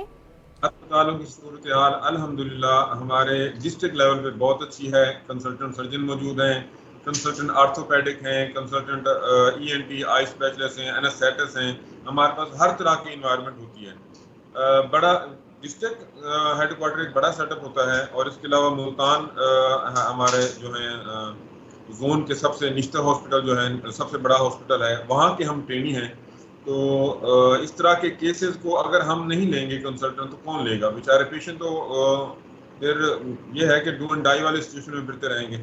یہ پیشنٹ ہمارے پاس جب آیا تو اس کے ورک آؤٹ میں ہم نے 90% یہ کر لیا تھا کہ یہ پیشنٹ انشاءاللہ صحیح سلامت ہو جائے گا، ٹھیک ہو جائے گا، کوئی کمپلیکیشن نہیں ہوگی۔ 10% کمپلیکیشن صرف اس وجہ سے تھی، پیشنٹ تھوڑا اب نارمل تھا، اور دوسرا یہ ہے کہ بلیڈ ہونے کا خطرہ تھا، اتنا بڑا ٹیومر ہو بلیڈ ہو جائے تو وہ بڑا ڈیفیکلٹ سچویشن آ جاتی ہے سرجن کے لیے، اینستھیٹسٹ کے لیے اور پیشنٹ کے اٹینڈنٹ کے لیے۔ الحمدللہ اللہ پاک نے اس میں ہمیں سرفراز کیا۔ الحمدللہ الحمدللہ۔ ڈاکٹر صاحب یہ فرمائیے گا کہ ایک تو مریض کو کس قسم کی اب کمپلیکیشنز مزید کچھ ہو سکتی ہیں، اگر ہیں تو اس حوالے سے بھی بتائیے گا، اور دوسری چیز یہ سچویشن کیا ایسی تھی کہ ڈو اور ڈائی والی سچویشن کہ اگر نہ کیا تو بھی جان جا سکتی ہے، اور اس کے بعد ڈیورنگ آپریشن بھی جان جو ہے نا وہ جانے کا خطرہ ہے؟ سر میں آپ کو بتانا چاہوں ڈو اینڈ ڈائی اس طرح ہے، اتنا بڑا ٹیومر اگر پیٹ کے اندر ہے، بعض کو کسی وجہ سے وہ پھٹ جاتا ہے، یا کوئی چھوٹا موٹا ٹراما آ جاتا ہے، بچی گر جاتی ہے، کوئی چوٹ لگ جاتی ہے، بلیڈ ہوگا تو پیشنٹ نے تو سڈنلی کولیپس ہو جانا ہے۔ دوسرا ہے کہ پر آپریٹو اگر ہم نے اس کی ویسل اچھے طریقے سے لائگیٹ نہیں کی، اس کی بیس کو ٹائی نہیں کیا اور وہ بلیڈ کر گیا، تب بھی ڈیفینیٹلی جب بلیڈنگ اتنی زیادہ ہو جائے گی، ان کنٹرول ہو جائے گی، ڈو اینڈ ڈائی والی سچویشن ہوتی ہے۔ اور دوسری بات یہ ہے کہ جب اتنی بڑی رسولی پیٹ کے اندر ہے، اس وقت اس کے مسائل تھے، کیونکہ اس نے انٹسٹائن کو اور اسٹمک کو اور جو ہمارے بائی لیٹر کڈنی ہے اور یوریٹر ہیں ان کو دبایا ہوا تھا، جس کی وجہ سے اس کو مسئلے آ رہے تھے، پیشاب کا مسئلہ تھا، رک کے آتا تھا، اس کی گردے والی سائڈ پہ درد رہتا تھا، اس کی ٹانگیں سوج جاتی تھی، خون کی سپلائی ٹانگوں سے اوپر جانا بڑی مشکل ہو جاتی تھی، دبی رہتی تھی رگیں ان کی۔ لیکن جب رسولی نکل گئی ہے، اس کے سارے مسئلے حل ہو گئے۔ جو ابڈامن میں ہم نے یہ کیا ہے، اس کا سارا گیپ جو تھا، کمپریسو فیکٹر تھے، وہ نکل گیا ہے۔ جو اس کی انٹسٹائن کمپریس ہوئی پڑی تھی وہ ریلیز ہو گئی ہے، جو اس کی ویسل پہ پریشر آیا ہوا تھا وہ بھی ریلیز ہو گیا ہے۔ اور جس کی وجہ سے ہائیڈرونیفروسس ہو رہی تھی، یوریٹر بڑے بڑے ہوئے پڑے تھے، ڈائلیٹ ہوئے پڑے تھے، وہ بھی ریلیز ہو گئے. اب الحمدللہ اس کے بعد اس کو کوئی کمپلیکیشن نہیں آنی. راشد صاحب آپ مجھے بتائیے گا کہ اکثر اوقات جس طرح ہم نے بات کی ہے کہ رسولی 15 کلو کی ہوئی کیوں، ہوتا یہ ہے کہ ہم جس طرح ابھی نجم نے بھی آپ سے سوال پوچھا کہ بعد میں کون کون سی کمپلیکیشنز آئیں گی. خواتین اور مرد حضرات یہ کرتے ہیں کہ جب چھوٹی سی گلٹی ہوتی ہے تو ہم ڈر جاتے ہیں کہ ہم نے ڈاکٹر کے پاس نہیں جانا، اس پہ لوہا نہیں لگانا، اس کو آپریٹ نہیں کرنا، یہ بڑھ جائے گی. تو کیا یہ جو روٹین میں ہماری باڈی میں فیٹ ایکیومولیٹ ہو جاتا ہے، یہ چھوٹی چھوٹی گلٹیاں ہوتی ہیں، اس کو بھی ہمیں روٹین میں چیک کروانا چاہیے یا جب تک وہ درد نہ کریں تب تک ہمیں ڈاکٹر کے پاس نہیں جانا چاہیے؟ نہیں میڈم، جسم میں اگر کوئی بھی ایب نارمل چیز نظر آتی ہے فوری طور پہ کنسلٹنٹ سے رجوع کریں، اس کے مطابق اس کے بیس لائن ٹیسٹ کرائیں. کوئی گلٹی، کوئی رسولی، کوئی سویلنگ ایسی ہوتی ہے جو چھوٹی ہونے کے باوجود بہت خطرناک ہوتی ہے. جیسے میلانوما ہوتا ہے، بلیک کلر کا ڈاٹ ہوتا ہے، اگر وہ ملیگننٹ ہو جائے، چھوٹا بھی ہو تو ہمیں ٹانگ کاٹنی پڑ سکتی ہے، انگلی کاٹنی پڑ سکتی ہے، کیونکہ وہ بلڈ ویسل کے تھرو ہمارے لیور میں اور ہمارے لنگز میں چلا جاتا ہے. بعض کو گلٹیاں بہت بڑی بڑی ہوتی ہیں لیکن نیچر وائز وہ بینائن ہوتی ہیں، کینسر والی نہیں ہوتی. چاہے وہ جتنی بڑی بھی ہو جائیں وہ کینسر نہیں بن سکتی. اس کے کمپریسو فیکٹر آتے ہیں، جیسے ان کے پیٹ میں بڑی رسولی تھی، اس نے میدے کو دبایا ہوا تھا، کھانا پینا بچے کا بند تھا، ملٹیپل ٹائم وہ میٹنگ کرتی تھی، اور یورین کا مسئلہ ہوتا تھا کیونکہ اس کے گردے کمپریس ہوئے پڑے تھے، ٹانگوں میں سولج تھی کیونکہ بلڈ سپلائی واپس نہیں جا رہی تھی. تو یہ سارے مسائل ہوتے ہیں. چھوٹی گلٹی ہو یا بڑی گلٹی ہو، ڈاکٹر سے فوری رجوع کریں، وہ سب سے بہتر مشورہ دے سکتے ہیں. نو ڈاؤٹ، چاہے جو بھی کمپلیکیشن ہو خود سے میڈیکیشن نہیں لینی چاہیے، ڈاکٹر کے پاس جانا چاہیے. Well thank you so much doctor Rashid Minhas صاحب. نو ڈاؤٹ میرا خیال ہے کہ اس نام میں ہی جو ہے نا وہ بڑی برکت ہے. پہلے بھی ہم نے دیکھا کہ نشان حیدر ہمارے پاس ہے کہ راشد منہاس، اور سیکنڈلی یو ڈاکٹر صاحب. Thank you so much for joining, اور ہم امید کرتے ہیں اسی طریقے سے پاکستان میں ہیلتھ کیئر سسٹم مزید امپروو ہوگا. ہمارے ڈاکٹرس جو ہیں وہ اپنی ذمہ داریاں اور اپنے فرض کو سمجھ کے عبادت کے طور پر جس طریقے سے ڈاکٹر صاحب نے کام کیا اسی طریقے سے بہت سارے اور ڈاکٹرس بھی لیکن نظم ایک اور چیز بھی جیسے بات کی یہی ہے کہ گلٹی کو اگنور نہیں کرنا چاہیے. اب ہم بریسٹ کینسر اویئرنیس کے حوالے سے پنک ریبنز ہم نے بھی لگائے ہوئے ہیں، ہم دیکھ رہے ہیں سوشل میڈیا پہ بھی بہت زیادہ کیمپینز چل رہی ہیں کہ لوگوں کو اویئر کیا جا سکے. تو یہ جو چھوٹی چھوٹی گلٹیاں بھی ہوتی ہیں، سیلف ایگزامینیشن بہت زیادہ ضروری ہے، ان کو اگنور نہیں کرنا. جس طرح ڈاکٹر راشد منہاس نے کہا کہ چاہے وہ پینفل ہو یا نہ ہو. اور جو ہے نا میں آپ لوگوں کو یہ بتاتا ہوں جس طریقے سے انہوں نے ذکر کیا کہ ہمارے پاس گلٹی ہوتی ہے اور جب تک درد کا انتظار جو ہے نا وہ نہیں کیا جاتا. سو یہ جو ہے نا یہ یہاں سے یہ بتا سکتی ہیں کہ یہ ایک میری جو ہے چھوٹی سی گلٹی ٹائپ کوئی چیز ہے، اور اس کو میں نے جا کے اکثر یہ ہوتا ہے کہ اب ڈاکٹر پاس جائیں گے، وہ آپریٹ کرے گا، یہ کرے گا، وہ کرے گا، لیکن میں نے ڈاکٹر کو جا کے چیک کروایا، انہوں نے باقاعدہ طور پہ چیک کر کے مجھے بولا کہ یہ کچھ نہیں ہے، ویسی فیٹ ہے اور یہ خود بخود ہی غائب ہو جائے گا. تو بہت ساری ایسی بھی چیزیں ہوتی ہیں، لیکن ایک دفعہ جو ہے نا وہ ایگزامینیشن جا کے کرنی چاہیے. سیلف ایگزامینیشن کوئی ایسا چیز نہیں ہوتی. ہاں جو آج کل بریسٹ کینسر کے حوالے سے بتائی جا رہی ہے اس میں باقاعدہ نشاندہی کی جا رہی ہے، تو اس سے آپ کو پتہ لگ جاتا ہے، لیکن پھر اس کے بعد ڈاکٹر کی لازمی ضرورت ہے. بریک کی طرف پڑھیں گے، جب واپس آئیں گے کنٹینیو کریں گے اپنے پروگرام کو. کئی وجہ سے پاکستان کے ساتھ ہے.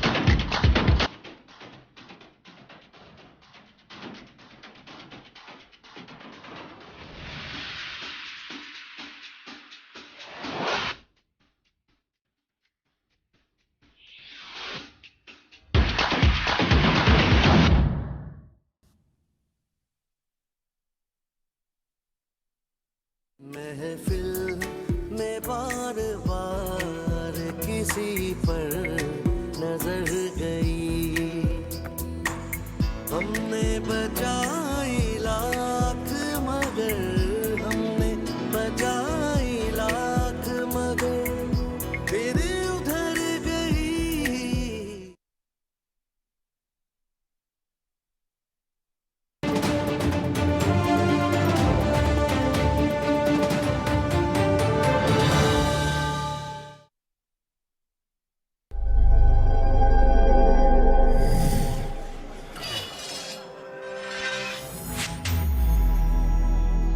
توانائی اور بچت پاکستان کی ضرورت، آپ کا ہر قدم پاکستان کے لیے اہم.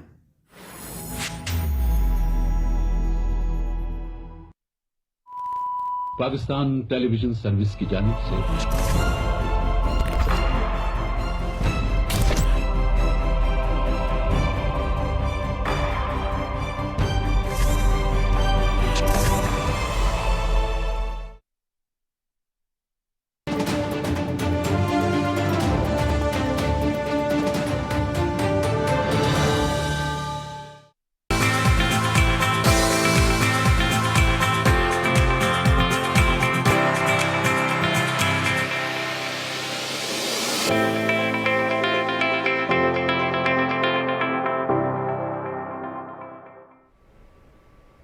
जी जनाब, सुबह पाकिस्तान में एक बार फिर खुशामदीद। अब रुख करते हैं पाकिस्तान के टैलेंटेड नौजवानों का, जिन्होंने ना सिर्फ पाकिस्तान में बल्कि अक्रॉस द ग्लोब पाकिस्तान का नाम रोशन किया है। और ऐसे ही एक नौजवान है ज़िशान महसूद, जिन्होंने हाई नीज़ का वर्ल्ड रिकॉर्ड बनाया है। पहले ये वर्ल्ड रिकॉर्ड था कि 30 सेकंड में 100 हाई नीज़ रिकॉर्ड की गई थी, और अब ज़िशान ने ये रिकॉर्ड तोड़ दिया है और उन्होंने 30 सेकंड में 126 हाई नीज़ करके ये रिकॉर्ड तोड़ दिया है। वर्ल्ड लेवल पर वो खिलाड़ी बन चुके हैं जिन्होंने ये रिकॉर्ड बनाया है। अच्छा, ज़िशान महसूद एमेच्योर एमएमए में इस वक्त जो है ना वो टॉप रैंकिंग पर हैं एशिया में। और अगर मैं ये बताऊं आप लोगों को, Zeeshan Mehsud 80 Guinness world record बनाने वाले और सदारती अवार्ड याफ्ता इरफान महसूद के छोटे भाई हैं, और उनका क्लब अभी तक 15 ऐसे शागिर्द हैं जो गिनीज वर्ल्ड रिकॉर्ड बना चुके हैं, और इरफान महसूद का क्लब अब तक 113 वो गिनीज वर्ल्ड रिकॉर्ड बना चुके हैं। सो डेफिनेटली हमारे लिए भी बहुत अच्छी बात है कि एक अक्सर ही इनके गेस्ट जो है हमारे पास आते रहे, हम आपको इंट्रोड्यूस करवाते हैं। उसी तरीके से आज ज़िशान भी हमारे साथ मौजूद है। अस्सलाम वालेकुम Zeeshan Mehsud, thank you so much for joining. उम्मीद करता हूँ आप खैरियत से होंगे। बहुत बहुत मुबारक हो ज़िशान आपको ये वर्ल्ड रिकॉर्ड बनाने के लिए। ज़रा अपनी जर्नी के बारे में बताइएगा कि एमएमए कब शुरू की और इसके लिए कब से तैयारी कर रहे थे।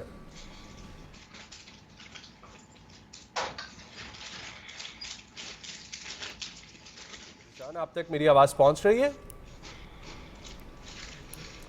ज़िशान से जो है ना वो हम जानने की कोशिश करेंगे। मेरा ख्याल है कुछ टेक्निकल जो है उस तरीके से चल रहा है स्काइप पे। सो डेफिनेटली पाकिस्तान के लिए बहुत एक अच्छा और मस्बत साइन है कि पाकिस्तान में एडवेंचर स्पोर्ट्स जो है ना वो बढ़ती जा रही हैं, क्योंकि एडवेंचर स्पोर्ट्स का जब हम जिक्र करते हैं या कॉम्बैट स्पोर्ट्स का भी अब पाकिस्तान में रुझान आ चुका है। कॉम्बैट स्पोर्ट्स में बहुत सारी स्पोर्ट्स हैं, जिसमें जिजित्सु भी है, जिसमें आपका एमएमए है, जिसमें आपकी बॉक्सिंग है, फिर इसमें मुख्तलिफ कैटेगरीज होती हैं, एमेच्योर भी होती हैं, प्रोफेशनल भी होती हैं। सो पाकिस्तान में बॉक्सिंग के सितारे भी बहुत सारे उभर के सामने आ रहे हैं, एमएमए के बहुत सारे, जिस तरीके से ये महसूद बरादरान सारे एमेच्योर में कर रहे हैं। लेकिन उसी तरीके से हमने आप लोगों को यहाँ पर मिलवाया अनीता करीम से भी, उसी तरीके से उनके भाई उलूमी करीम भी, जो वर्ल्ड लेवल पर यूएफसी के अंदर पाकिस्तान को रिप्रेजेंट कर रहे हैं। तो डेफिनेटली ये बहुत एक अच्छा लगता है हम सबको जब पाकिस्तान से जो है कोई भी सितारा उभर कर सामने आता है। उसी तरीके से हमारे अपने दोस्त उस्मान वजीर उनका जिक्र करते रहते हैं। अब एक वाहिद पाकिस्तान के पास वर्ल्ड यूथ बॉक्सिंग चैंपियन है, जो कि पाकिस्तान में भी लोगों को, बहुत कम लोगों को पता है। तो इस तरीके से बहुत सारे नाम हमारे पास एडवेंचर स्पोर्ट्स में भी आ रहे होते हैं, और एडवेंचर स्पोर्ट्स में हमारे पास स्कोप एमआई की एक वसी दुनिया मौजूद है, रॉक क्लाइंबिंग की एक दुनिया अलहदा से मौजूद है, फिर उसी के अंदर हमारे पास अब आके स्कीइंग पाकिस्तान में मुख्तलिफ मकामात लाइक मालम जब्बा, लाइक नलतर, वहाँ पर होना शुरू हो गई है। और या नेक्स्ट हमारे जो गेस्ट होंगे ना वो भी एक एडवेंचर स्पोर्ट्स से रिलेटेड है, जो पाकिस्तान में बहुत बूम पकड़ता जा रहा है, और वो है कॉन्सेप्ट हमारा रिलीज का। और रिलीज के अंदर मुख्तलिफ कैटेगरीज होती हैं, और उसमें रेसेस जो होती हैं वो आप लोग देखते हैं, बड़ा महसूस होते हैं हम लोग। कई लोग सिर्फ और सिर्फ उसको देखने के लिए उस मकाम पर जाते हैं, क्योंकि इसकी एक प्रॉपर डेस्टिनेशन होती है। सो हम आपको उनसे भी मिलवाएंगे। लेकिन अजम, आपने एक चीज नोट की है कि पहले ये चीजें कंसीडर की जाती थी कि ये मर्दों के खेल हैं, मर्द हजरात इनमें बहुत ज्यादा एक्टिव नजर आते थे, लेकिन अब खवातीन भी बहुत एक्टिवली पार्टिसिपेट कर रही हैं। और जहां तक हम बात करें अपने पाकिस्तान के टैलेंटेड नौजवानों का, तो ये इनका ज्यादातर उन इलाकों से ताल्लुक है जहां पर बहुत बड़ी बड़ी अकेडमीज मौजूद नहीं है, जहां पे प्रैक्टिस के लिए जगह मौजूद नहीं है, बट स्टिल जो हमारी पाकिस्तान की टैलेंटेड यूथ है वो सामने आ रही है और पाकिस्तान का नाम अक्रॉस द ग्लोब रोशन कर रही है। तो ज़िशान से दोबारा बात करते हैं। अस्सलाम वालेकुम ज़िशान, बहुत शुक्रिया वक्त निकालने के लिए। ज़िशान, कितने अरसे से तैयारी कर रहे थे आप इस सारे टूर्नामेंट के लिए, ये इस सारे वर्ल्ड रिकॉर्ड बनाने के लिए? जी, इसके लिए काफ़ी मेहनत की ज़रूरत पड़ती है। तकरीबन एक रिकॉर्ड के बनाने में तकरीबन 5 से 6 महीने लग जाते हैं इसकी प्रिपरेशन में, और उसके अप्रूव होने में तकरीबन 5 से 6 महीने तक का टाइम होता है। ठीक है, ज़रा अपनी ट्रेनिंग के बारे में बताएं, कितने घंटों की ट्रेनिंग होती थी, उस ट्रेनिंग में क्या क्या शामिल था? कम से कम एक रिकॉर्ड के लिए हम 3 से 4 घंटे मॉर्निंग टाइम पे ट्रेनिंग करते हैं, और 3 से 4 घंटे इवनिंग टाइम पे, मतलब कम से कम हम 5 से 6 घंटे तक ایک ریکارڈ کی پریپریشن پہ لگ جاتے ہیں. صحیح. اچھا ذیشان، اگر بات کی جائے ٹریننگ کے حوالے سے، اوبویسلی اس میں بہت زیادہ محنت ریکوائرڈ ہوتی ہے، بہت زیادہ ٹریننگ ریکوائرڈ ہوتی ہے. کچھ چیلنجز، کچھ مشکلات کا بھی سامنا کرنا پڑا ہوگا اس سارے ریکارڈ کو بنانے کی تیاری میں؟ بالکل، اس میں بہت سے مشکلات سامنے آ جاتی ہے، کیونکہ ایک تو ڈائٹ کا مسئلہ بھی ہوتا ہے، ڈائٹ کا، اور ٹریننگ میں مطلب بہت سے مشکلات ہوتی ہیں، انجری کا بھی پرابلم فیس ہونے پڑتے ہیں. تو اس وجہ سے مطلب ایک ریکارڈ اگر آپ ورلڈ ریکارڈ اٹیمپٹ کر رہے ہو تو اس کے لیے آپ کو کافی محنت کرنی پڑتی ہے، کافی مشقت کرنی پڑتی ہے، کیونکہ اس میں انجریز آ جاتی ہیں، اس میں بہت سے مشکلات آ جاتے ہیں. اچھا، تو ایم ایچ او رینکنگ میں آپ کا اس وقت ایشیا میں نمبر 1 پہ آپ ہیں، تو ذرا بتائیے گا، ساؤتھ ایشیا میں آپ لیول ٹاپ پہ ہیں، تو ذرا بتائیے گا کہ آپ نے مزید کیا کیا ایم ایچ او میں، لائک آپ نے ایم ایم اے کی فائٹس بھی کھیلی ہیں یا مختلف ریکارڈز ہی بنائے ہیں صرف؟ ساؤتھ ایشیا میں میرا فرسٹ رینک ہے، تو مطلب اس کے لیے میں نے بہت سی فائٹیں کی ہیں، تقریباً 15 سے زیادہ میں نے فائٹیں کی ہیں ایم ایچ او لیول پہ، نیشنل اور انٹرنیشنل لیول پہ. تو اس وجہ سے میرا رینک فرسٹ پہ آیا ہوا ہے. انشاءاللہ آگے بھی میرا بھی ورلڈ لیول پہ میرا پلان ہے کہ ورلڈ لیول پہ میں اپنا ایک مقام بنا لوں، ورلڈ لیول پہ فرسٹ رینک پہ آنے کا انشاءاللہ میرا پلان ہے، یو ایف سی چیمپئن بننے کا. تو مجھے یہ بتائیں کہ ایم ایچ او سے پروفیشنل میں بھی آنے کا پلان ہے یا صرف اور صرف ایم ایچ او میں؟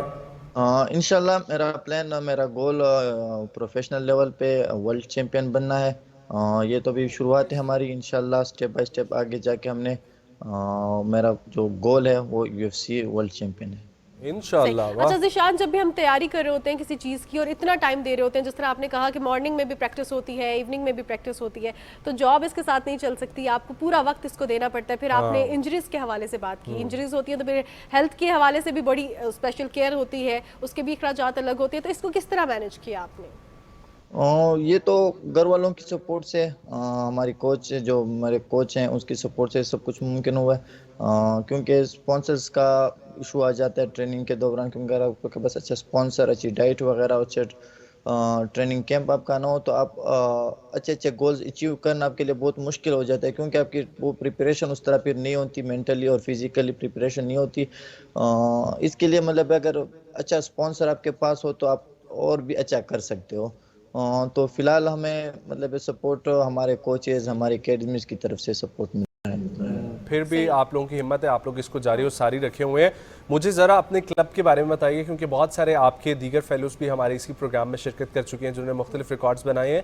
تو اس وقت آپ کا کلب جو ہے وہ کیسے بچوں کو لے رہا ہے، وہاں پر کیسے رابطہ کر سکتے ہیں، اور اس میں کس ایج گروپ کے بچے ہونے چاہیے، یہ سب کچھ بتائیے گا. جی، ہمارا کلب ڈیرہ اسماعیل خان میں، یہ ہر کسی کے لیے اوپن ہے، کافی مناسب مطلب ہے، تو اتنا مشکل پروسیس نہیں ہے، آپ آ جائیں انشاءاللہ. ہم ہر کسی کی ٹریننگ بچوں کو پرووائڈ کرتے ہیں، ہم بچوں کو فزیکلی، مینٹلی ہر قسم کے مطلب حالات کے لیے پریپیئر کرتے ہیں کہ آپ نے آگے جا کے ملک اور قوم کا نام کیسے روشن کرنا ہے.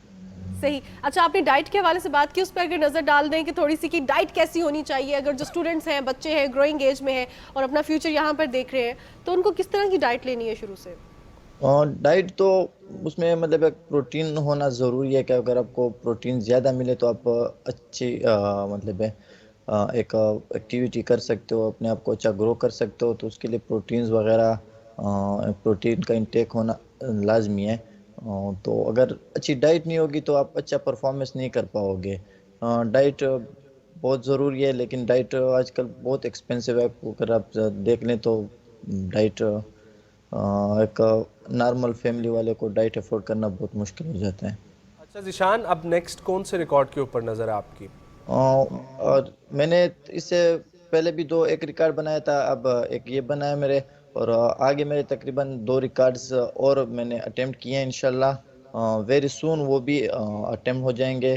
اور نیکسٹ بحرین میں ایک چیمپئن ہے، ایشین چیمپئن. اس سے پہلے ایک میں نے ایک ڈبل لیگ ٹیک ڈاؤن کا ایک ریکارڈ تھا، وہ بھی سپورٹس میں آ رہا ہے، مارشل آرٹس کیٹیگری میں، وہ بھی میں نے بریک کیا ہے. تو مطلب ٹوٹل میرے 2 ریکارڈ ہیں، 2 اور میں نے بھی اٹیمپٹ کیے ہیں.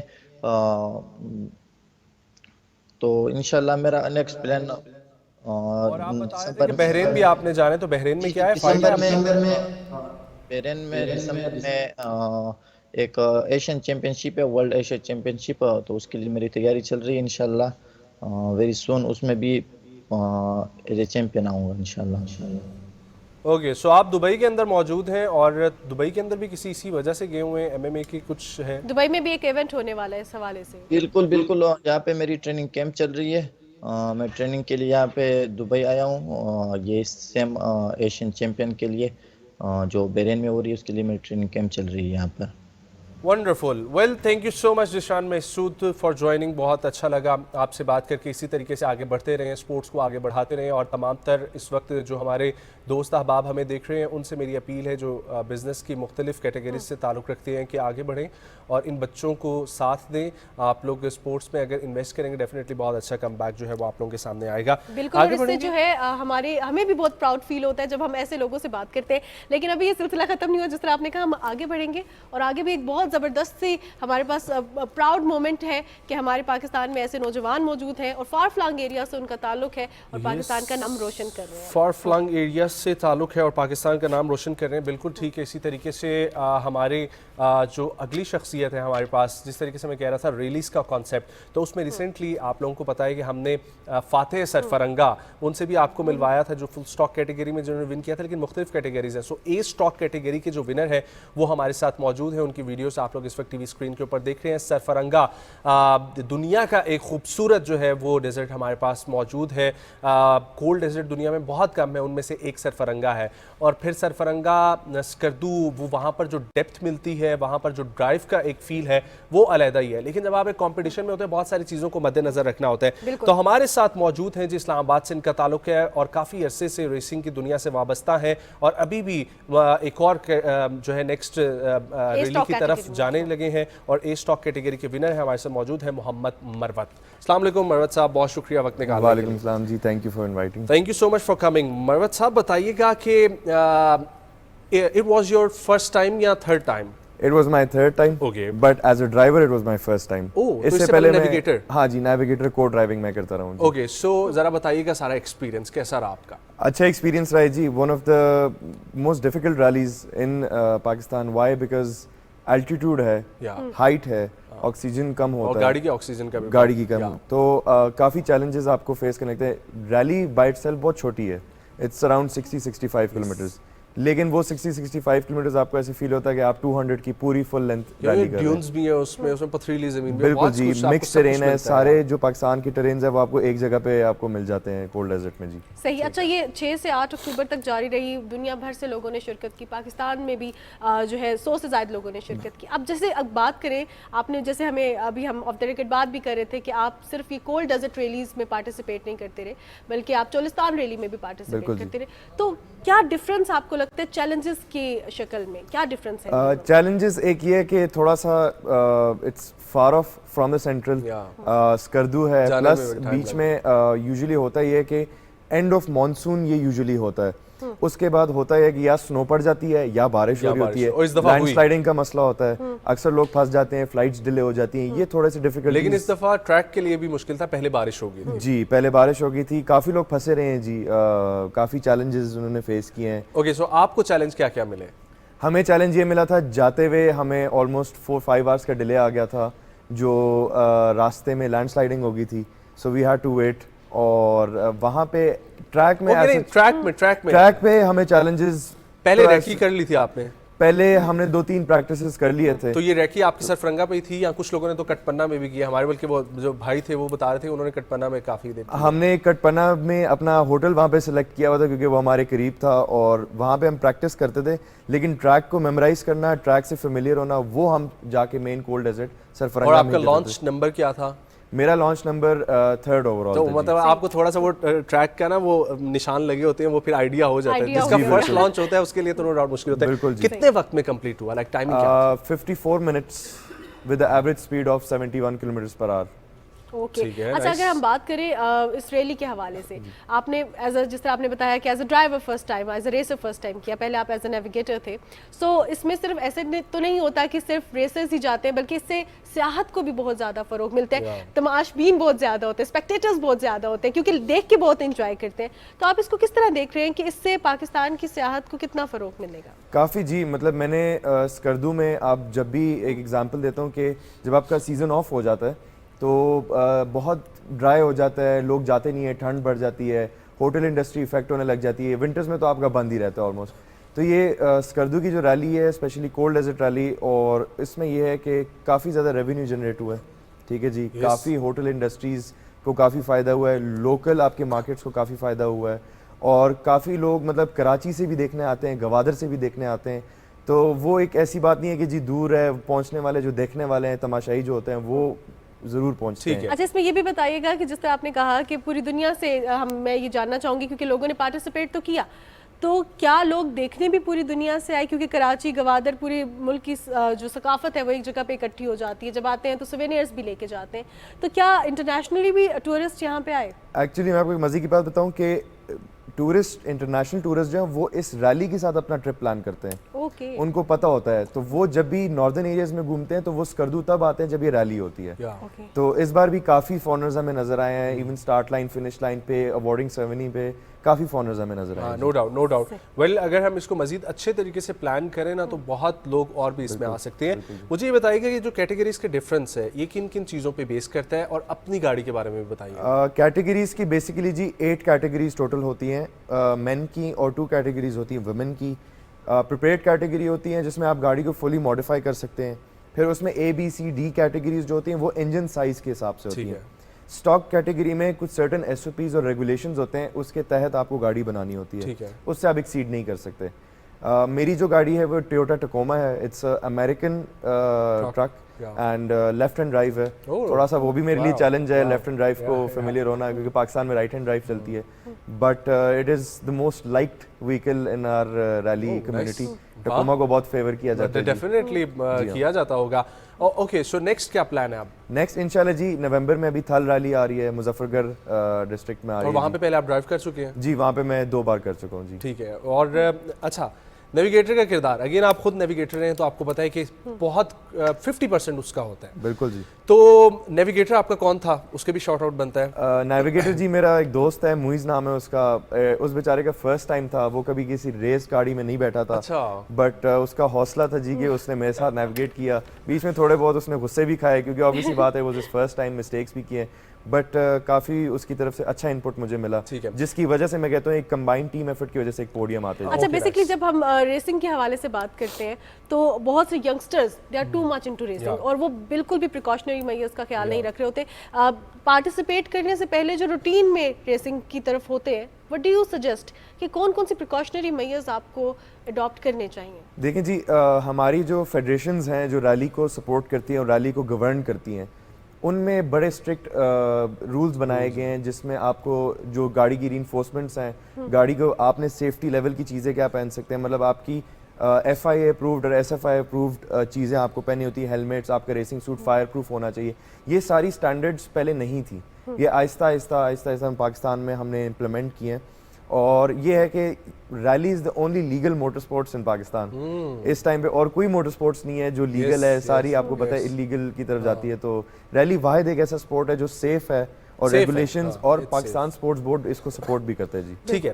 اچھا پارٹیسپیشن کا پروسیس ذرا بتائیے گا, رجسٹریشن کیسے ہوتی ہے, شارٹ لسٹنگ کیا ہوتی ہے؟ رجسٹریشن ایسی ہے کہ آپ پریپیڈ کیٹیگری میں ڈائریکٹ نہیں جا سکتے, اس کے لیے you have to must qualify آپ نے something اسٹاک کیٹیگریز میں 3 ریسز, بڑی ریسز کمپلیٹ کرنی ہوتی ہیں, یہ رولز ہیں. رجسٹریشن فی ہوتی ہے, آپ ایک فارمز بھرتے ہیں, اس میں اپنا ڈرائیورز لائسنس اور اپنا آئی ڈی کارڈ اور بیسک انفارمیشن ڈال کے you can go and participate, لیکن آپ نے رولز کے اس پہ آپ نے اپنی گاڑی بنانی ہوتی ہے, نہیں تو آپ کو الاؤ نہیں کرتے. اوکے. اور یہ کتنی جو ہے وہ مہنگی سپورٹس ہے؟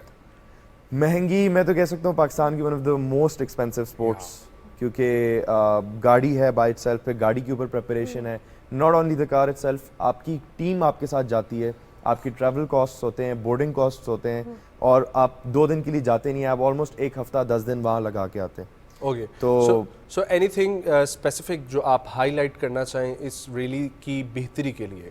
میں صرف یہ پہلے بھی میں کہہ چکا ہوں جی، اسپانسرشپ از ویری امپورٹنٹ. جتنی بھی انٹرنیشنل ریلیز ہیں آپ دیکھ لیں، انڈیویجول کوئی نہیں جاتا. سارے ایون اگر آپ سب سے بڑا دیکھ لیں جو F1 ریسنگ ہے، اس میں بھی ہر بندے کی اتنی بڑی اسپانسرشپ ہوتی ہے کہ وہ اس کو انڈیویجولی کچھ نہیں کر پاتا. تو اسپانسرشپس اگر پاکستان میں آگے آ سکتے ہیں تو یہ سپورٹ بہت، میں کہتا ہوں ایک انٹرنیشنل یہ ایونٹ بن سکتا ہے. صحیح. اچھا، یہ جو جن فیڈریشنز کے ساتھ اٹیچمنٹ ہوتی ہے، کیا یہ پریکٹس میں بھی ہیلپ آؤٹ کر رہے ہوتے ہیں، گائیڈز ہوتے ہیں آپ کے؟ فیڈریشنز میں بیسیکلی یوزلی آپ کے سینئرز ہوتے ہیں اور ہر صوبے کا ایک اپنا فیڈریشن ہے جی. ٹھیک ہے. وہ اس کے نیچے جو بھی میجر سٹیز آتی ہیں، جو بھی پارٹیسپینٹس ہوتے ہیں، وہ ان کو کانٹیکٹ کرتے ہیں. اس میں آپ کو گائیڈنس ملتی ہے، آپ کو رولز بتائے جاتے ہیں، اور اگر آپ کو کوئی پرابلمس فیس ہو رہے ہیں تو وہ فیڈریشنز جو ہیں وہ ایک فیڈرل کمیٹی میں وہ کر کے، جو کہ پاکستان سپورٹس بورڈ کے نیچے انکارپوریٹڈ ہے، وہ اس میں پھر اس کے رولز کو امپلیمنٹ کیا جاتا ہے یا اس میں چینجز لائے جاتے ہیں، وہ ایسے چلتا ہے جی. اوکے، سو میرا خیال ہے کہ آپ نے اور میں نے بچپن سے جو ہے وہ ایک نام سنا ہوگا ریلیز کے اندر، اور ہر کسی کی اس وقت میں تو انسپریشن وہ رہے ہیں، نادر مکسی کی میں بات کر رہا ہوں. سو ڈیفینیٹلی اب بھی بہت سارے ریسرچ سے آپ تو بلکہ زیادہ جانتے ہیں، تو آپ کی انسپریشن اس میں کون ہے؟ میری انسپریشن جی سب سے پہلے تو نو ڈاؤٹ نادر مکسی صاحب ہیں. بچپن سے ہم سنتے آ رہے ہیں ان کو جی، ہی از دا لیجنڈ. ہم نے تو کبھی ٹی وی پہ ہمیں پتہ بھی نہیں تھا ریلی ہوتی کیا، تب بھی نادر مکسی کا نام بالکل جی، بالکل جی. نادر مکسی صاحب ہیں. اس کے بعد کافی سینئر ڈرائیورز ہیں، لیکن میرے لیے جو میرے major inspiration that is my father. He is a rally driver and he is been doing it since 2009. And وہ سو یہ تو جینز میں پھر چیز میں جی، it runs in the blood.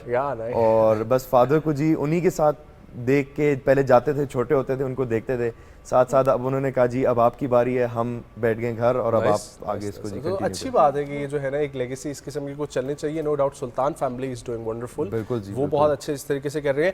اچھا، آپ کوئی انٹرسٹنگ قسم کا قصہ جو پیش آیا ہو ڈیورنگ ٹریک، چاہے وہ تھل میں ہو، جولستان میں ہو، گوادر میں ہو، ادھر ہو، کہاں؟ میں آپ کو بتا دوں، سم ٹائمز آپ کا فوراً مورال بھی ڈاؤن ہو جاتا ہے. میں آپ کو بتا دوں جی، جل مکسی 2019 میں میں عادل صاحب کے ساتھ آئی واز نیویگیٹنگ ود عادل بھائی جو سرفرنگا بھی جیت چکے ہیں، جو فاتح سر. سو ہم نے پریکٹس پہ گاڑی رول اوور ہو گئی، تو پوری رات ہم نے اس گاڑی کو ٹھیک کیا، اور وہ پریکٹس میں بھی گاڑی کا بریک فیل ہو گیا اور وہ ایک اس پہ ڈیون پہ لگ کے تو رول اوور ہو گئی.